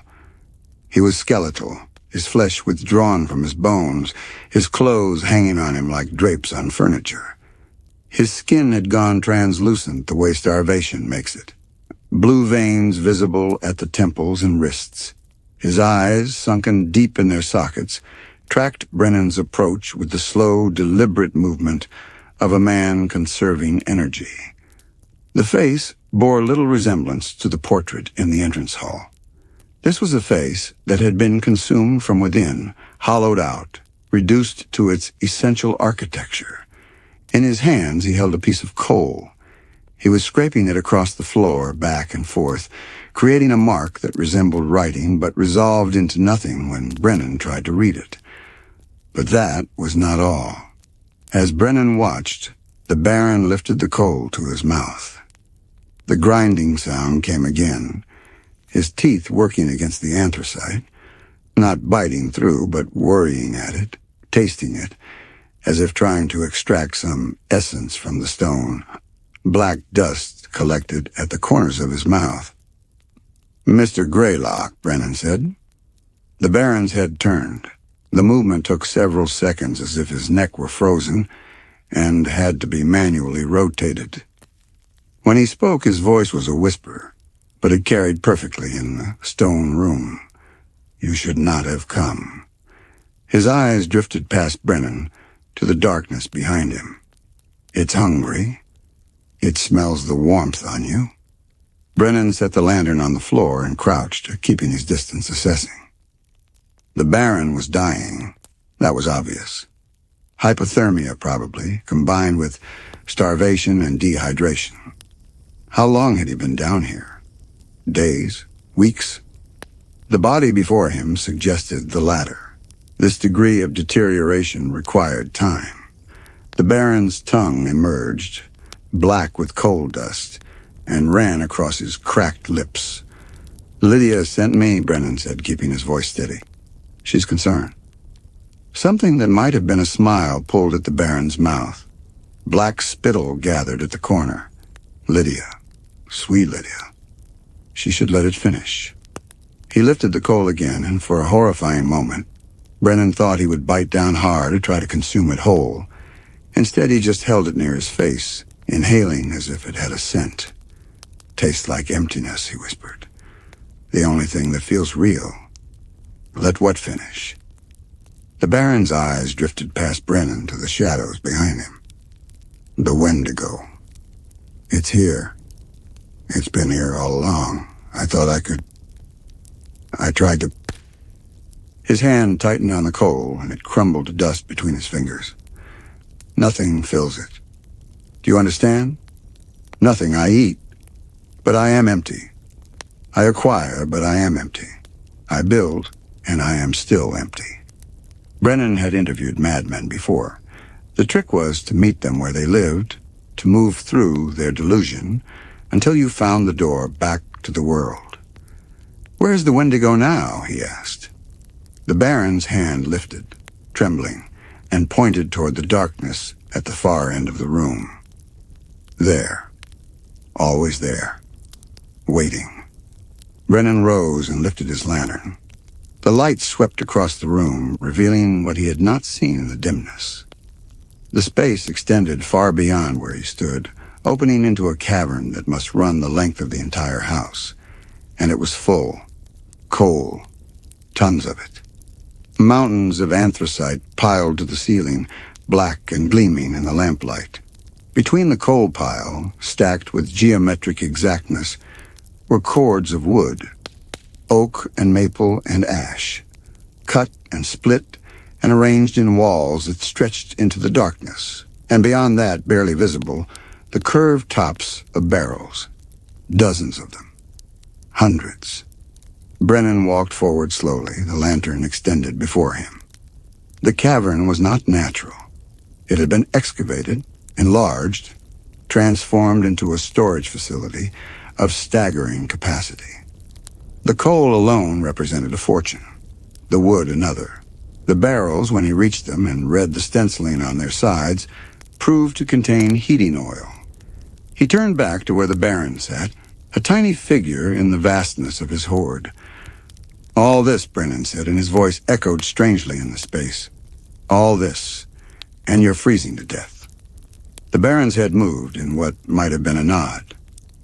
"Can't burn it. Can't use it. It's mine. Mine." Brennan walked back and crouched again, studying the man's face. The madness there was real, but it was not the madness of delusion. It was the madness of seeing clearly what one truly was. "There's no Wendigo," Brennan said. "Yes," the Baron whispered. "Yes, there is." The Baron died while Brennan was upstairs searching for blankets. When Brennan returned to the basement with an armful of quilts taken from a second-floor linen closet, he found the old man slumped sideways, his hand still resting on the pile of coal beside him, fingers spread as if guarding it even in death. The piece of coal he had been scraping across the floor lay near his knee. Brennan picked it up and examined it in the lamplight. It was anthracite, the highest grade, the kind that burned hottest and longest, the kind men froze to death trying to afford.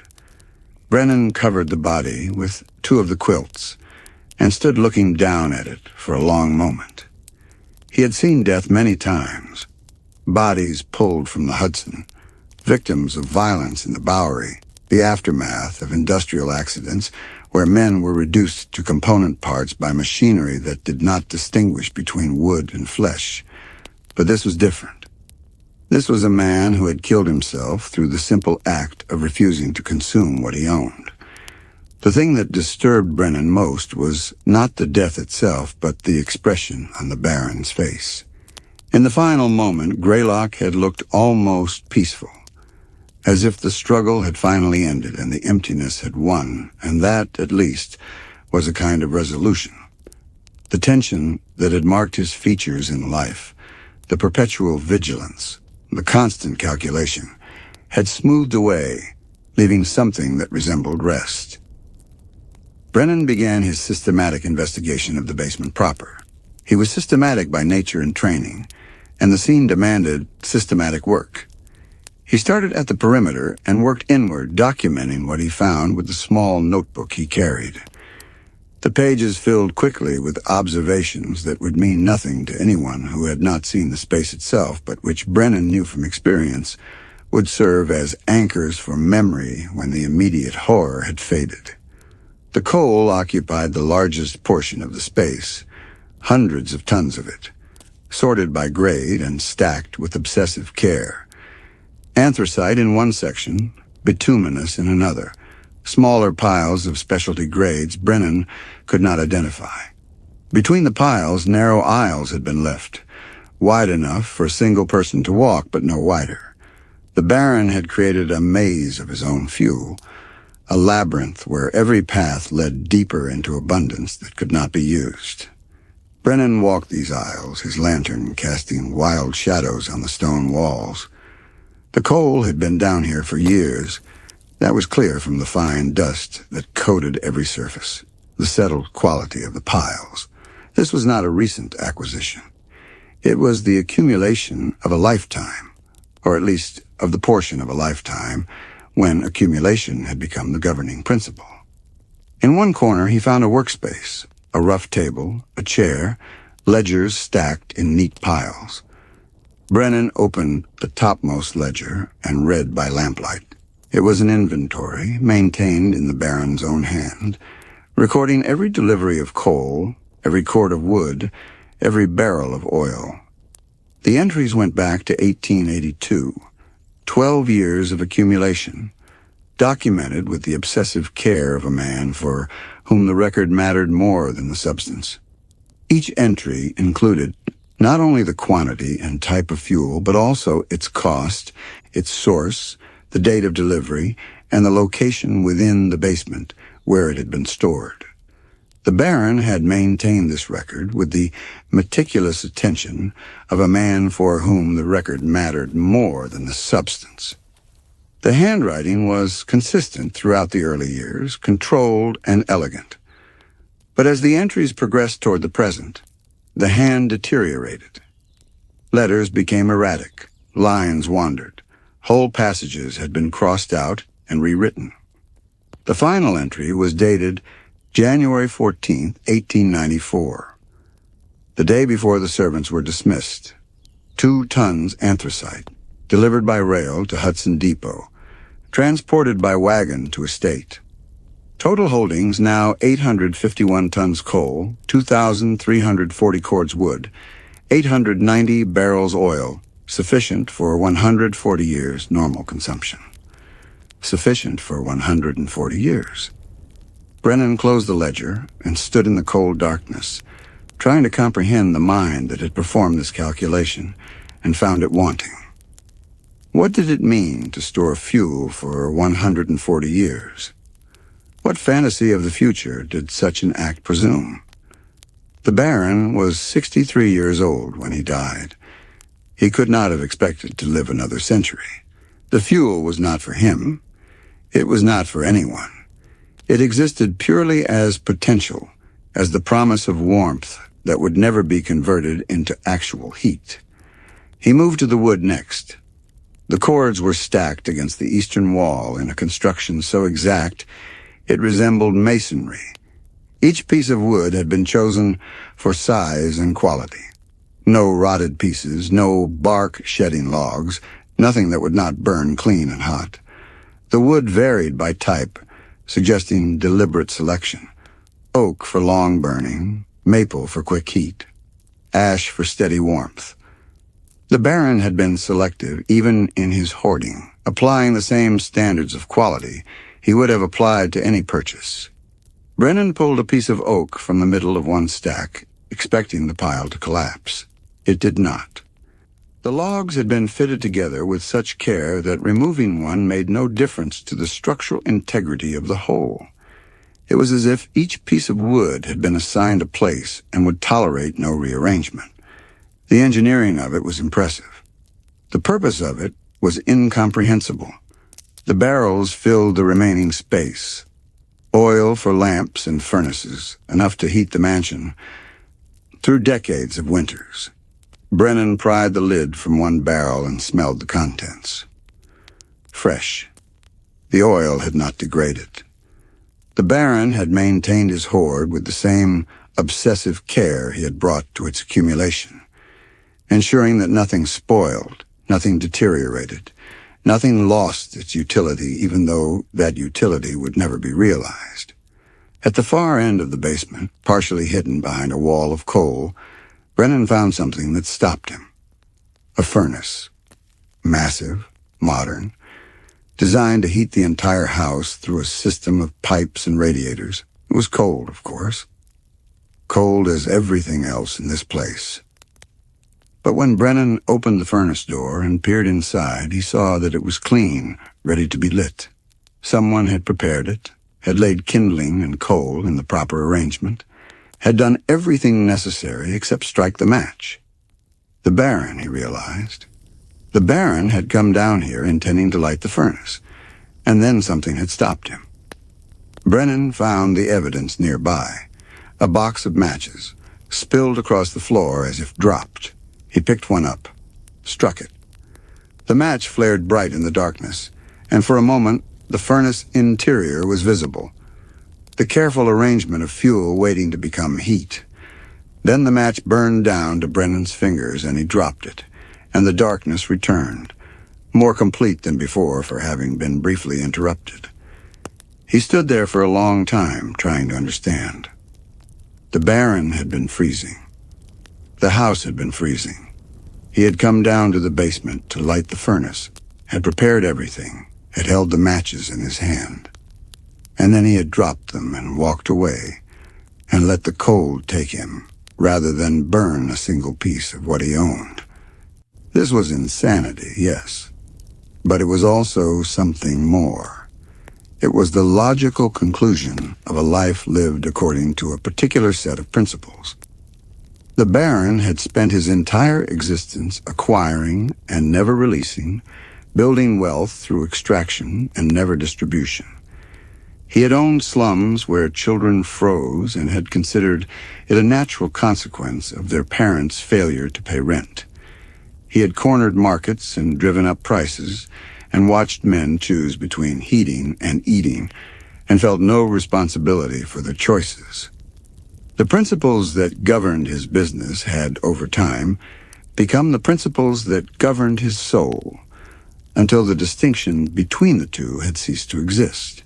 And now, at the end, he had been unable to break his own rules, even to save his own life, even surrounded by enough fuel to heat a city. The habit of acquisition without use had become so deeply embedded that reversing it, even once, even in extremity, had proven impossible. Brennan walked back to where the body lay and stood looking down at it. He should feel something, he thought. Pity, perhaps, or anger, or the grim satisfaction of watching a monster receive its punishment. But what he felt instead was a kind of terrible understanding. The Baron had not been cursed by any spirit. He had not been possessed by any Wendigo. He had simply become what he had always been, refined to its purest essence. The greed that had built the fortune had, in the end, consumed the man. The Wendigo was real. It existed. But it was not a creature from indigenous legend, visiting itself upon an innocent victim. It was a spirit that the Baron had cultivated within himself year by year, choice by choice, transaction by transaction, until it had grown large enough to consume him entirely. The emptiness he spoke of was not inflicted. It was earned. Brennan climbed the stairs and emerged into the entrance hall. The house felt different now that he understood it. Not haunted, but historical, a monument to one strain of American ambition. He walked through the rooms again, seeing them differently. The paintings, the furniture, the collections. All of it was fuel of another sort, accumulated and never used, meant to be looked at but never touched, appreciated but never loved. Every object in the house served the same function as the coal in the basement. It existed to be owned, not used. The Meissen china would never be eaten from. The Irish linens would never be slept upon. The first editions would never be read. They were inventory, entries in a ledger, proof of wealth rather than instruments of living. And the Baron had surrounded himself with these objects until they had crowded out everything else. Relationships, pleasure, comfort, warmth, life itself. In the study he found stationery and wrote a brief report for Lydia Greylock. He kept it factual. Her father had locked himself in the house. He had died of exposure and starvation. There had been no external cause, no intruder, no violence, no accident. Just a man alone with his possessions, unable to choose between them and his own survival. He mentioned that the body would need to be retrieved, that arrangements would need to be made. He did not mention the basement. He did not mention the fuel. Some truths were too grotesque to speak plainly, and Brennan suspected that Lydia already knew the essential fact. Her father had been a man incapable of letting go. He sealed the letter and left it on the desk where it would be found. Then he walked through the house one final time, memorizing details. The way light fell through the narrow windows. The silence that filled the rooms like held breath. The sense of a place that had been built to impress, but had succeeded only in oppressing. This would be his last case for men like Greylock, he decided. There were other kinds of work for investigators, missing persons, insurance fraud, small mysteries that did not require him to witness the moral rot of the accumulator class. As he left through the servants' entrance, he glanced back at the house. It looked the same as when he had arrived, gray and massive and cold. But now he knew what it contained, and the knowledge changed everything. This was not a house. It was a tomb, and the Baron had built it himself, piece by piece, purchase by purchase, over a lifetime of acquiring without using. The walk back to the gate seemed shorter than the approach. The winter sun was setting, turning the snow pink and gold. Brennan's hired coach was waiting where he had arranged for it to wait, the driver huddled on his seat, breath steaming. The man looked relieved to see Brennan emerge. Whether this was professional courtesy or superstition, Brennan could not say and did not ask. The drive back to the city took 3 hours. Brennan did not speak. The driver, sensing his mood, asked no questions. They traveled through a landscape of small farms and villages, places where smoke rose from chimneys and lamplight glowed in windows. Ordinary places where ordinary people burned what they needed to survive the winter. The contrast with what Brennan had just witnessed was so severe it approached absurdity. Here were people with too little staying warm through ingenuity and sacrifice. There had been a man with too much freezing to death through choice. The following weeks brought their own complications. Lydia Greylock read Brennan's report in silence, then burned it in the fireplace of the Fifth Avenue mansion, while Brennan watched. She hired a crew to retrieve her father's body and arrange for a private burial. The official cause of death was listed as heart failure, which was not entirely untrue. The heart had failed, just not in the way the physician meant. Hearts could fail from exhaustion, from cold, from the simple cessation of will. The Barons had done all three. The funeral was small, attended only by business associates who came out of professional obligation rather than grief. Brennan was not invited, which he took as a form of respect. He had seen what the family preferred to keep hidden. Acknowledging his presence at the burial would have been an admission that the official story was incomplete. The estate itself became a problem that required careful management. Lydia could not simply abandon it, and she could not sell it without revealing what the basement contained. The solution she arrived at was characteristically practical. She hired a caretaker to maintain the grounds, had the main floor rooms shuttered and sealed, and instructed that the basement remain locked. The fuel could stay where it was. Let it sit there for another 100 years for all she cared. It had killed her father. She would not touch it. But the house demanded attention in ways she had not anticipated. The frozen pipes had burst throughout the building, causing damage that could not be ignored if the structure was to remain standing. Water had seeped into walls, warping plaster and rotting joists. The roof had developed leaks where ice dams had formed and melted. The house was dying in the same way its owner had died, slowly, through the absence of care. She authorized repairs, sending crews from the city with specific instructions about what they could and could not access. The basement remained forbidden, but workmen are curious by nature, and walls do not keep secrets as effectively as their builders imagine. She authorized repairs, and the workmen who came to fix the plumbing returned with stories that spread through the valley like smoke. They spoke of the basement they were not allowed to enter, though they had glimpsed it when the caretaker opened the door to check the furnace.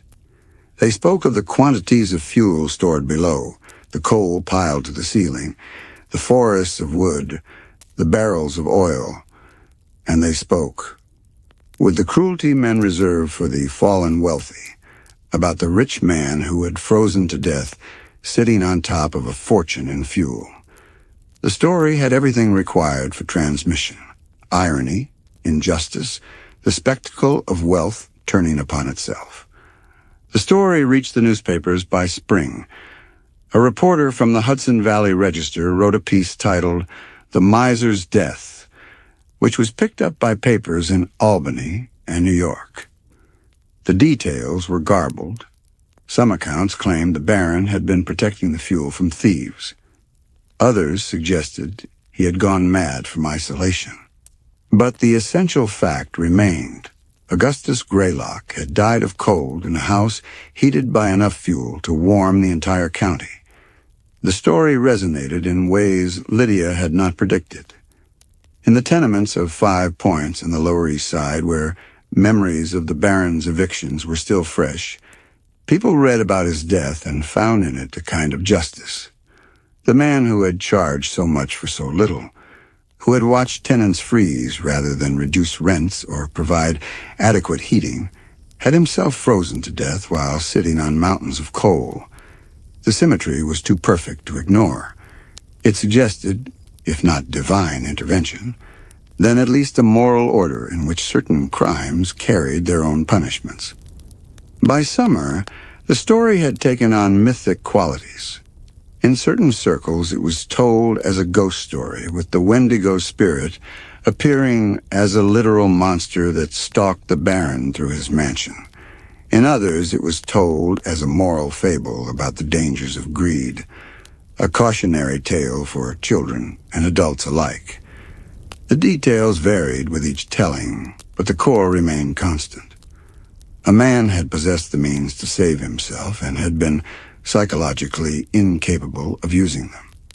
Brennan, who heard several variations while working other cases, recognized that the truth was more disturbing than any of the embellishments. The Baron had not been visited by a spirit. He had become one. The Wendigo was not an external force, but an internal transformation, the logical endpoint of a lifetime spent cultivating hunger as a virtue. Lydia managed the estate from a distance, never visiting, never speaking of her father except in the most general terms. She sold off his business interests methodically, piece by piece, and donated substantial sums to charities serving the poor. Whether this was guilt or calculation, Brennan could not say. The wealthy were capable of both, sometimes simultaneously. It was possible she was trying to atone for her father's choices. It was equally possible she was protecting the family name through strategic generosity. The two motives were not mutually exclusive. He saw her one final time, on a Thursday in late autumn. She had requested a meeting at his office, a walk-up on Pearl Street, that smelled of tobacco and old paper. She arrived precisely on time, dressed in black, her face as composed as it had been the first time he met her. The morning dress was not mere convention.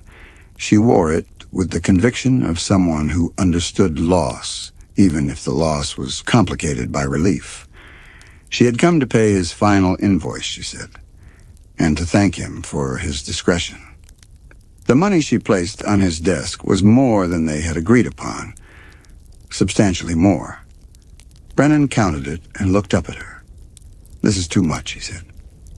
"Consider it a retainer," she replied, "in case I need your services again." But her tone suggested otherwise. This was payment for silence, he understood. Not a bribe, nothing so crude, but an acknowledgement that what he had witnessed in the basement of Ironwood was a family secret of the most damaging kind. The official story of the Baron's death was acceptable. The true story would destroy what remained of the family's reputation. He accepted the money because he needed it and because refusing would have been pointless. She was going to pay him regardless. Better to let her feel she had purchased something than to pretend otherwise. Besides, he had no intention of speaking about what he had seen. The story was hers to tell or bury as she chose. As she rose to leave, she paused at the door and looked back at him. For the first time since they had met, her composure cracked slightly. Not breaking, but showing the hairline fractures beneath. "Did he say anything?" she asked. At the end, Brennan considered lying. But he had learned over the years that the truth, properly delivered, could be kinder than comfortable fiction. And she was asking not for comfort, but for knowledge. He said it was never enough, Brennan replied, that nothing filled it. She absorbed this in silence. Then she nodded once, a gesture that managed to convey both acceptance and resignation, and left. Her footsteps receded down the stairs, each one distinct, measured, control. Brennan did not expect to see her again, and he did not. The case stayed with him, though, in ways his other cases did not. He would be walking through the financial district and see men in their fine suits, carrying their leather cases, and wonder which of them were building their own basements, filling them with things they would never use. He would read about strikes and lockouts and wage cuts and think about the Baron's ledger, the exact accounting of every piece of coal while the tenants froze. 3 months after Ironwood, a banker named Van Dorn hired him to investigate a business partner suspected of embezzlement. The consultation took place in Van Dorn's private study, a room that reminded Brennan uncomfortably of the Baron's. The same mahogany desk, the same leather chairs, the same sense of accumulated wealth on display. As Van Dorn explained the case, Brennan found himself not listening but cataloging. The books on the shelves unread, their spines uncracked. The paintings on the walls chosen for investment value rather than beauty. The Persian rug that no one walked on because visitors were directed to chairs positioned off its surface. Van Dorn was explaining the amounts involved, tens of thousands, enough to matter even to a man of his means, when Brennan interrupted him. "Do you heat all the rooms in your house?" he asked. Van Dorn stopped mid-sentence. "I beg your pardon, your house. Do you heat the rooms you don't use?" Yes, of course. The staff maintain—" "Why?" Brennan stood, gathering his hat. "You've got rooms you don't occupy, kept warm for no one, fuel burning for empty space, while people freeze 6 blocks south of here." He walked to the door. "Find another investigator, Mr. Van Dorn. I don't work for men who heat empty rooms." It was not rational. Van Dorn was not Greylock. The two situations had nothing to do with each other except in Brennan's mind, where the connection had been forged in a freezing basement and could not be broken. He knew this. He took the case anyway. Or rather, he refused it, and the refusal felt like the first clean breath he had taken since leaving Ironwood. Word spread. Brennan had become difficult, choosy. He turned down paying work for reasons clients could not fathom. His business suffered. His reputation shifted from reliable to unreliable. But he found he could sleep again. Winter came again, as it always did. Brennan rented a small apartment in a building with adequate heat, and on the coldest nights, he would stand at the window watching snow fall on the city. The steam radiator beside him hissed and clanked, providing warmth he had paid for and could therefore use without guilt.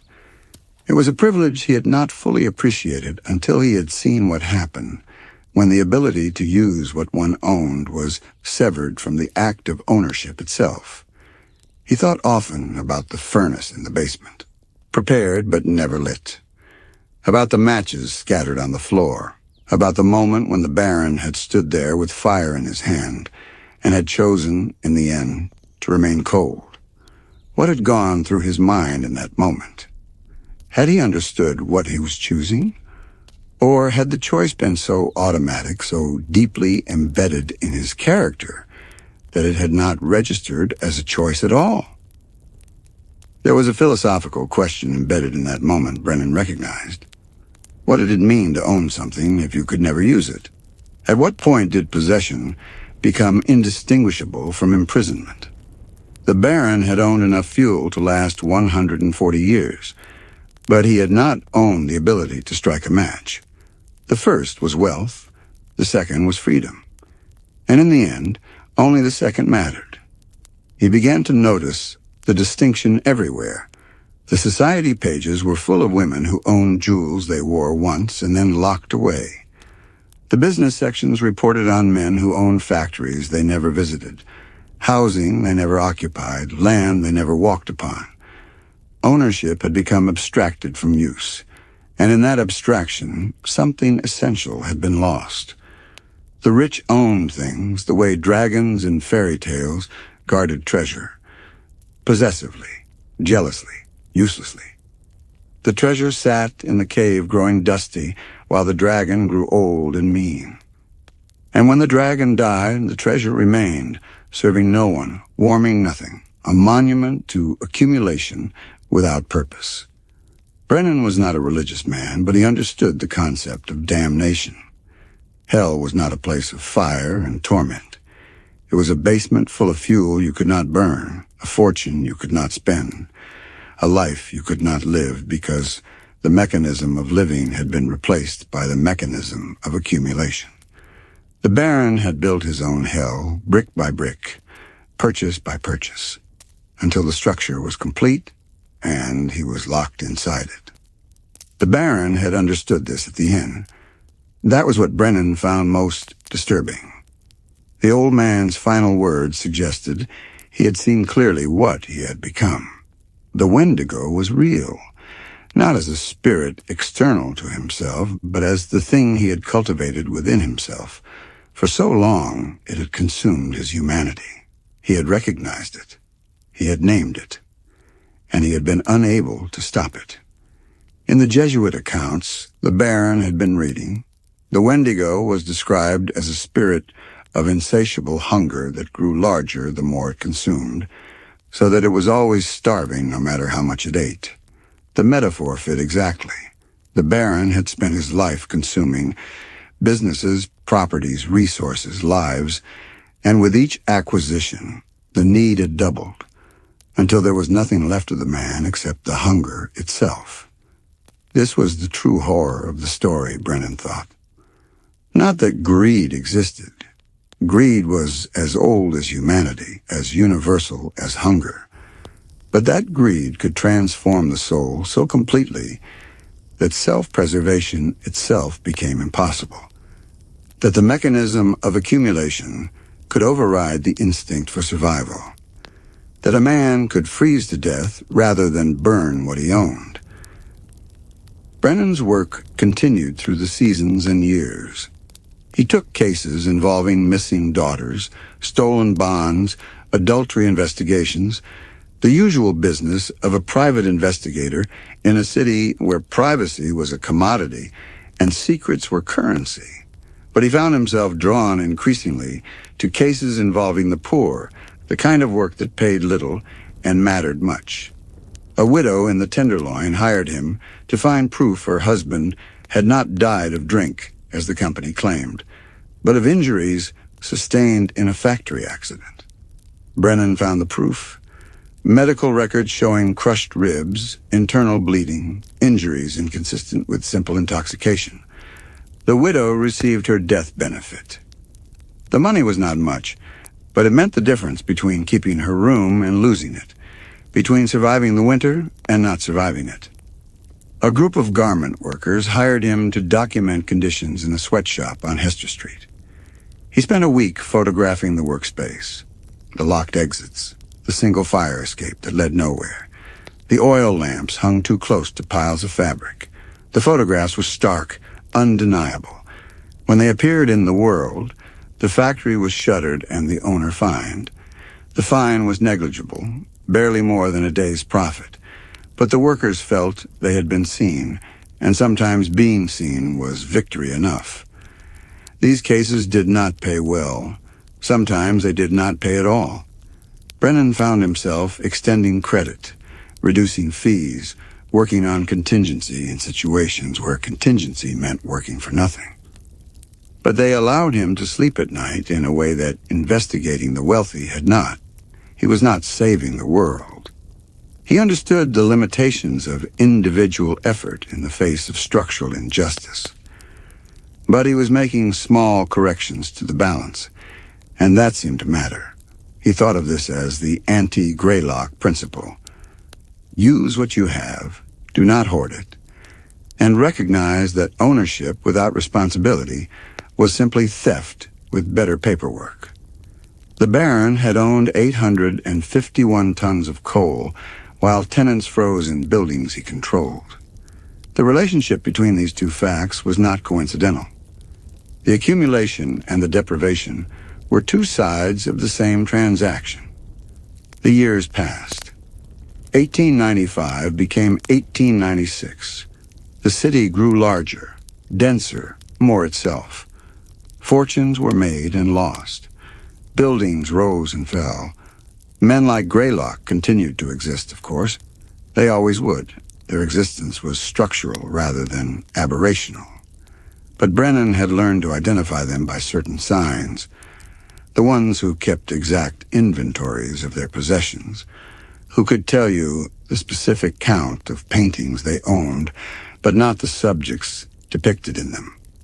The ones who calculated the monetary value of everything they touched, who spoke of their homes in terms of square footage and purchase price rather than comfort or beauty.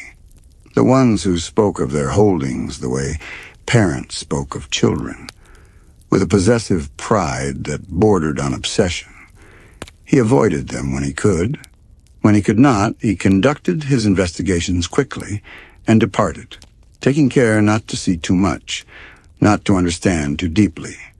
Some kinds of knowledge were corrosive, and the knowledge of how wealth twisted the soul was among them. He had seen it once in its purest form in the basement of Ironwood. He had no desire to see it again. In the spring of 1897, Brennan received a letter from the caretaker of Ironwood. The house had been vandalized, the man wrote. Someone had broken in through a cellar window and attempted to steal coal from the basement. They had managed to remove perhaps half a ton before fleeing. Whether from guilt or fear, the caretaker could not say. The coal had been found scattered along the drive, as if the thieves had realized mid-theft that they could not possibly transport the amount they were trying to take. Or perhaps they had been frightened by something in the basement. The caretaker did not speculate, but the implication was clear. The letter asked what Brennan thought should be done. He wrote back with a suggestion. Leave the cellar window broken. Leave the basement unlocked. Let the local people take what they needed. The coal was doing no one any good sitting there, and the Baron was past caring. If the fuel was going to exist, let it at least serve some purpose. Let it warm someone. He did not know if the caretaker followed this advice. He never received a response, but he liked to imagine that the great hoard was slowly being depleted, piece by piece, by people who needed heat and could not afford to buy it. It seemed a fitting end to the Baron's accumulation. Not dramatic, not just, but at least useful. The fuel entering circulation, being burned in stoves and fireplaces, converted from potential into actual warmth. Brennan himself moved through the years with the steady accumulation of skills and scars that marked a life of work. He married briefly, divorced amicably, and found that he preferred living alone. He developed a reputation as an investigator who could be trusted with difficult cases, work that required discretion and moral flexibility without crossing into corruption. He was not wealthy, but he was comfortable. He used what he had. He did not hoard. The distinction mattered to him more than it might have before the Greylock case. Every purchase now carried a question. Would he use this? If not, why buy it? Every possession faced periodic assessment. Was he still using it? If not, why keep it? He gave away books he had finished reading. He donated clothes that no longer fit. He kept nothing that did not serve an active purpose in his life. Some of his colleagues thought this odd. Why not keep the books? Build a library. Why not save the money? Build wealth for retirement. Brennan could not explain without telling them about the Baron in the basement, and that story was not his to tell. So he simply said he preferred traveling light, and left it at that. On winter nights, when the temperature dropped and the wind howled through the streets, he would sometimes think of the Baron in the basement, surrounded by fuel, freezing to death through choice rather than circumstance. And he would light his own stove or adjust his own radiator and feel grateful for the simple ability to convert possession into use. The gratitude was not abstract. It was concrete, visceral. The recognition that he had escaped a trap that had claimed other men. The city forgot about Augustus Greylock eventually. His name appeared occasionally in legal documents related to the dissolution of his estate, but the man himself faded from memory. Lydia never married, never had children, never spoke publicly about her father. The Fifth Avenue mansion was sold to a banker from Philadelphia who tore out the old furnishings and installed modern ones, erasing the Baron's presence room by room. Within 5 years, nothing remained to suggest that Augustus Greylock had ever occupied the space. But the story persisted in certain circles, not as fact, but as myth. The tale of the rich man who froze to death on top of a mountain of coal became an urban legend, told and retold with the variations. In some versions, he was driven mad by grief over a lost love. In others, he was punished by God for his cruelty to the poor. In the version Brennan heard most often, the Wendigo was real, a physical creature that haunted the basement, growing larger with each piece of fuel the Baron hoarded until it filled the entire space and there was no room left for the man himself. The last version was not true, but Brennan thought it was not entirely wrong either. The Wendigo had been real. It had grown with each acquisition. and in the end there had been no room left for the man. The metaphor and the reality had merged so completely that the distinction no longer mattered. By the time the new public library opened on Fifth Avenue, Brennan was 43 and considering retirement. He had saved enough to live modestly for another 20 years if he was careful. He had seen enough of human nature to last several lifetimes.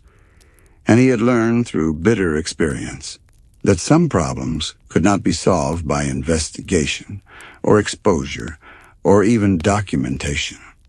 Some problems were structural, built into the architecture of society itself, and would persist regardless of individual effort. But he continued working because stopping felt like surrender, and surrender felt like complicity.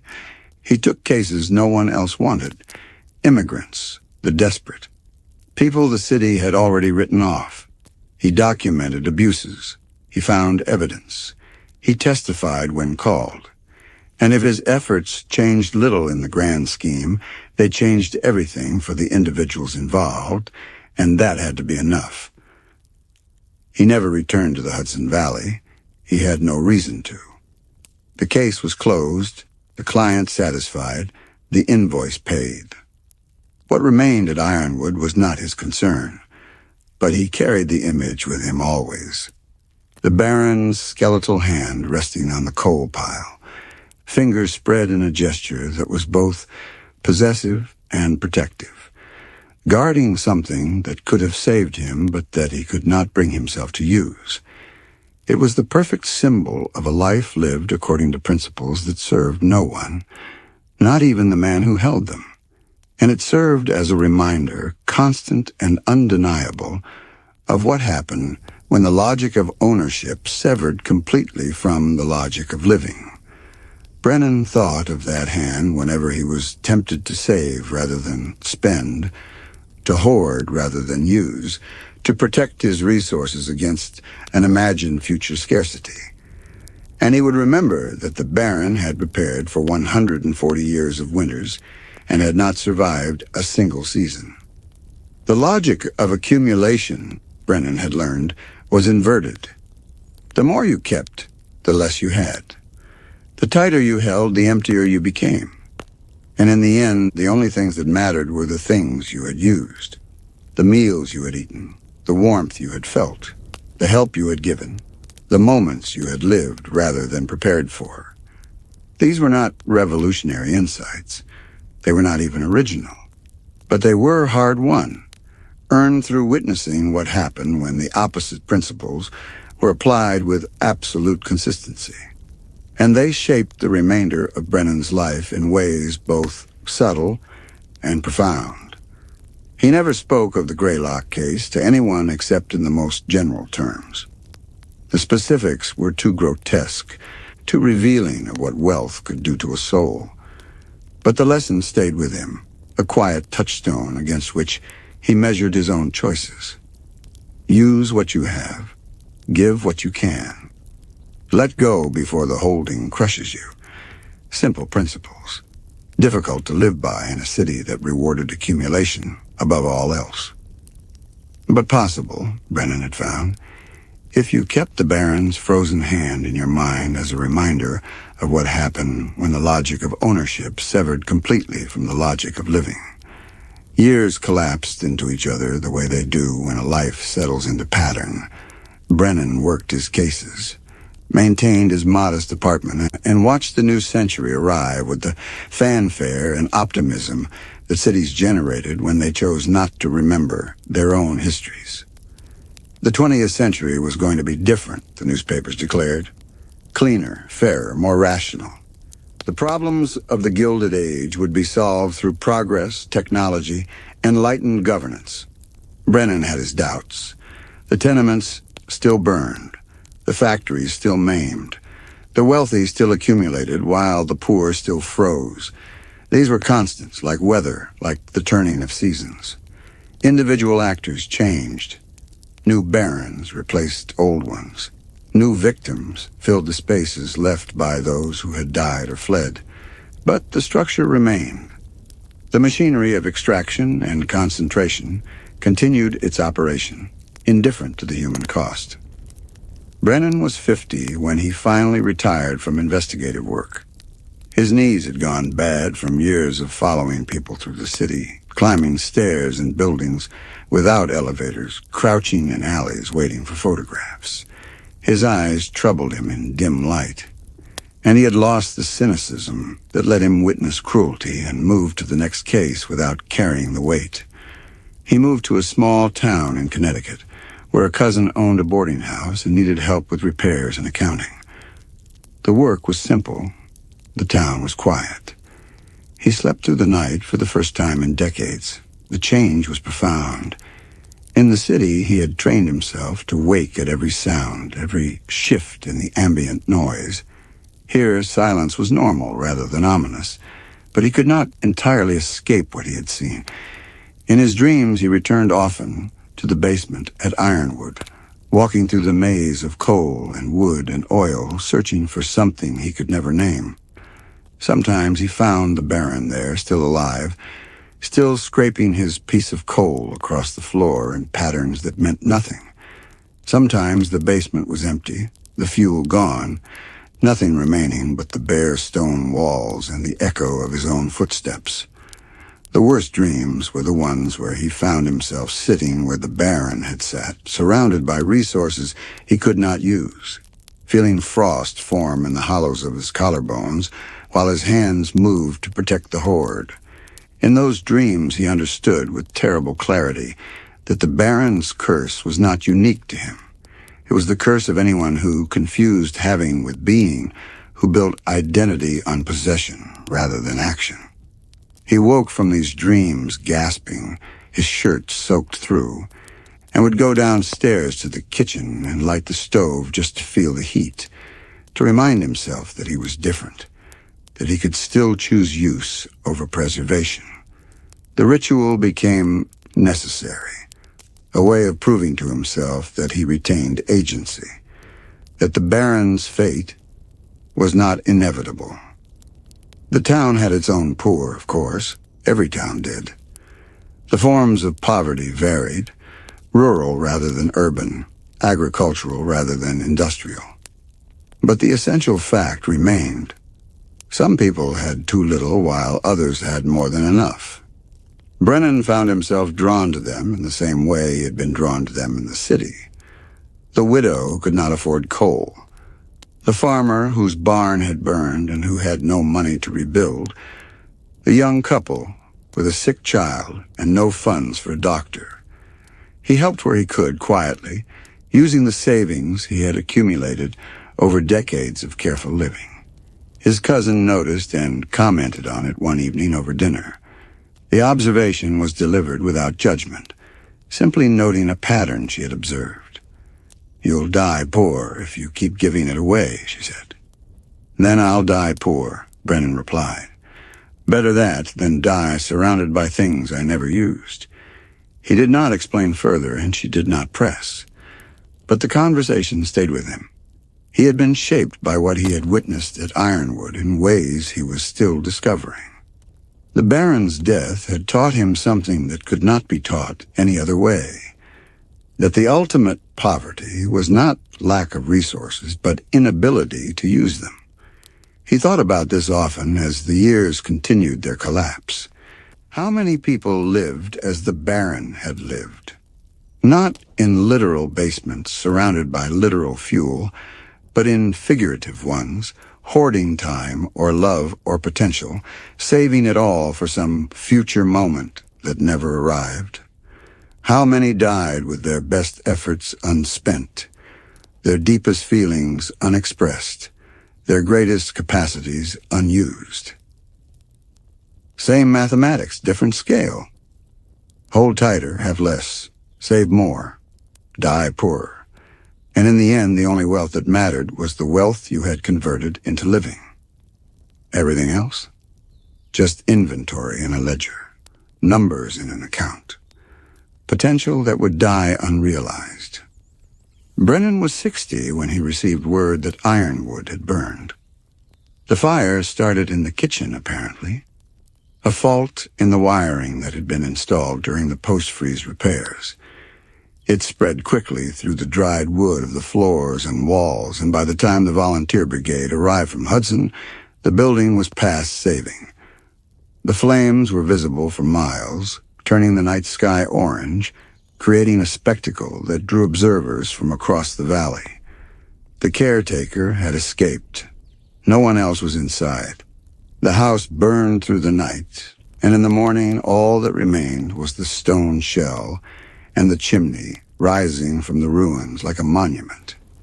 The sight was both terrible and strangely beautiful, witnesses reported.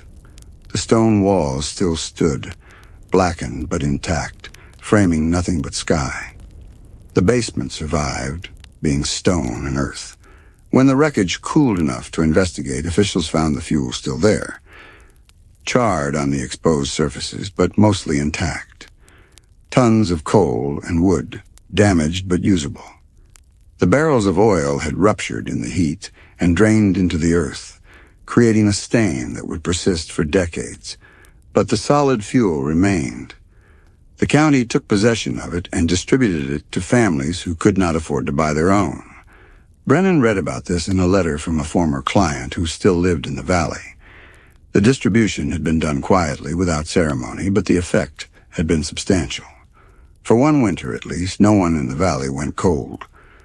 The Baron's hoard, which had served no one during his life, finally fulfilled its purpose in death.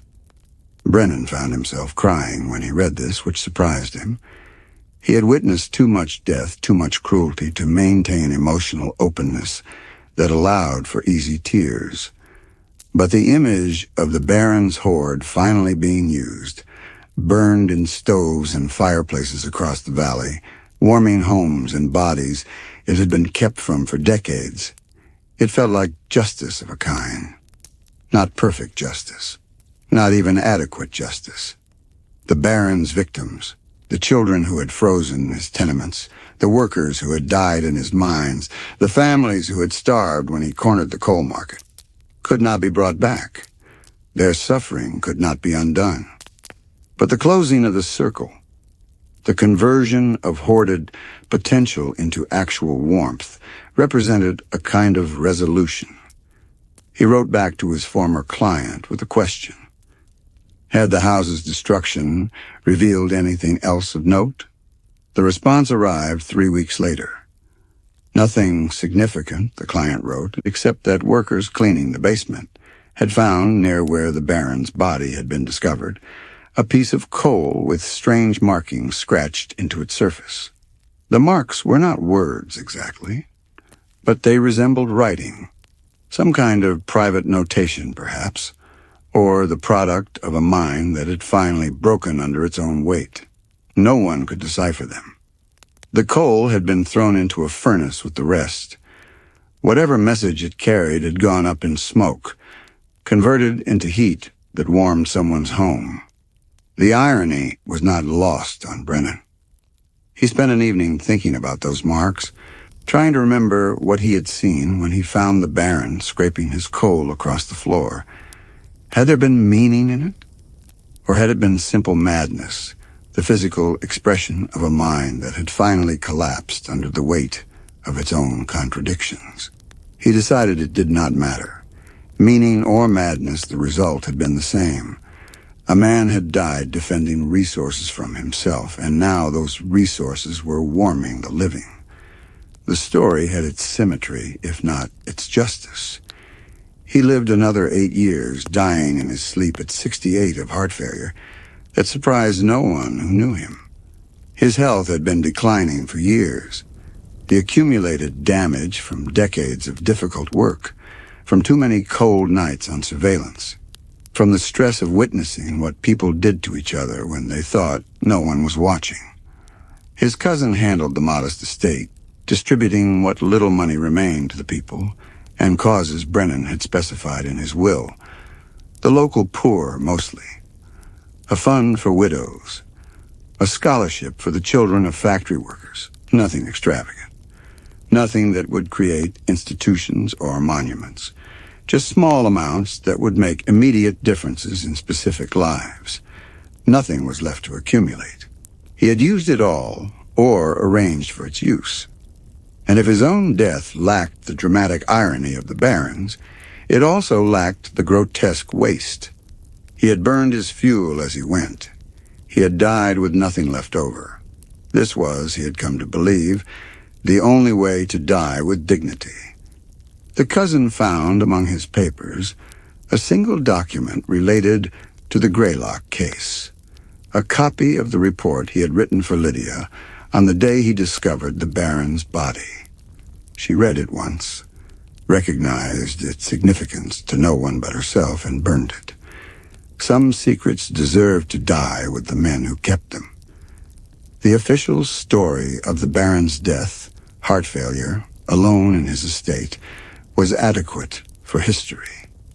The truth was too strange, too specific in its horror, to serve any useful purpose. But the story itself persisted, as stories do. The Wendigo in the basement. The rich man who froze to death on his hoard. The curse of insatiable hunger. It was told in bars and factories, in boarding houses and tenements, wherever people gathered who knew what it was to be cold, and to understand that somewhere, someone had enough fuel to share but chose not to. The details shifted with each telling. The Baron became more monstrous or more pitiable, depending on the teller. The basement grew larger, the hoard more extravagant. The Wendigo became literal or metaphorical as the audience required. But the essential truth remained unchanged. A man had possessed the means to save himself and had been unable to use them, because the very act of accumulation had destroyed the capacity for release. This was the horror at the center of the story.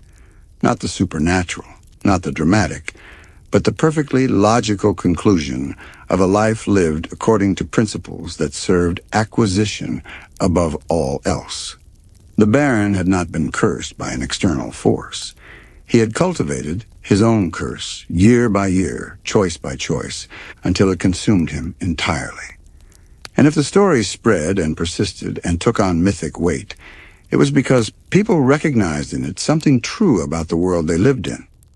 The Wendigo was not merely the Baron's monster. It was the spirit of the age, the hunger that grew with feeding, the emptiness that expanded with filling, the cold that intensified in the presence of unused warmth. Ironwood itself became a landmark of sorts. The ruins were never cleared. The stone shell remained standing, visible from the river, a reminder of what had stood there and what had burned. People avoided it, mostly. It had a reputation for being cursed, which was not entirely wrong. The curse was not supernatural, but it was real.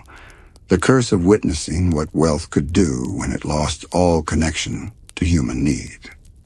The basement, still containing remnants of the fuel that had not been distributed, was eventually sealed with an iron gate. Whether this was to prevent theft or to prevent people from seeing what remained, no one could say. But the gate stayed locked, and the basement stayed dark, and whatever coal and wood still lay in its depths stayed there, unusable and unused, a monument to the principle that had killed its owner. Years passed. Decades. The story of Augustus Greylock faded from living memory and entered the realm of legend. New fortunes were made. New men built new houses. New forms of fuel replaced coal and wood, oil, then gas, then electricity. The mechanics changed, but the underlying pattern remained. The capacity for accumulation without use persisted. The ability to hoard warmth while others froze continued. And if the Wendigo was no longer spoken of by name, its presence could still be felt in the structures that shaped American life. In the landlord who would not heat his buildings, in the factory owner who would not pay living wages, in the financier who would not release capital even as businesses failed and families starved. The spirit of insatiable hunger, growing larger with each consumption, never satisfied, never full, cold radiating from bodies wrapped in summer cloth, hunger in mouths that had just eaten, the curse that turned men into hollow vessels incapable of use, capable only of endless futile acquisition.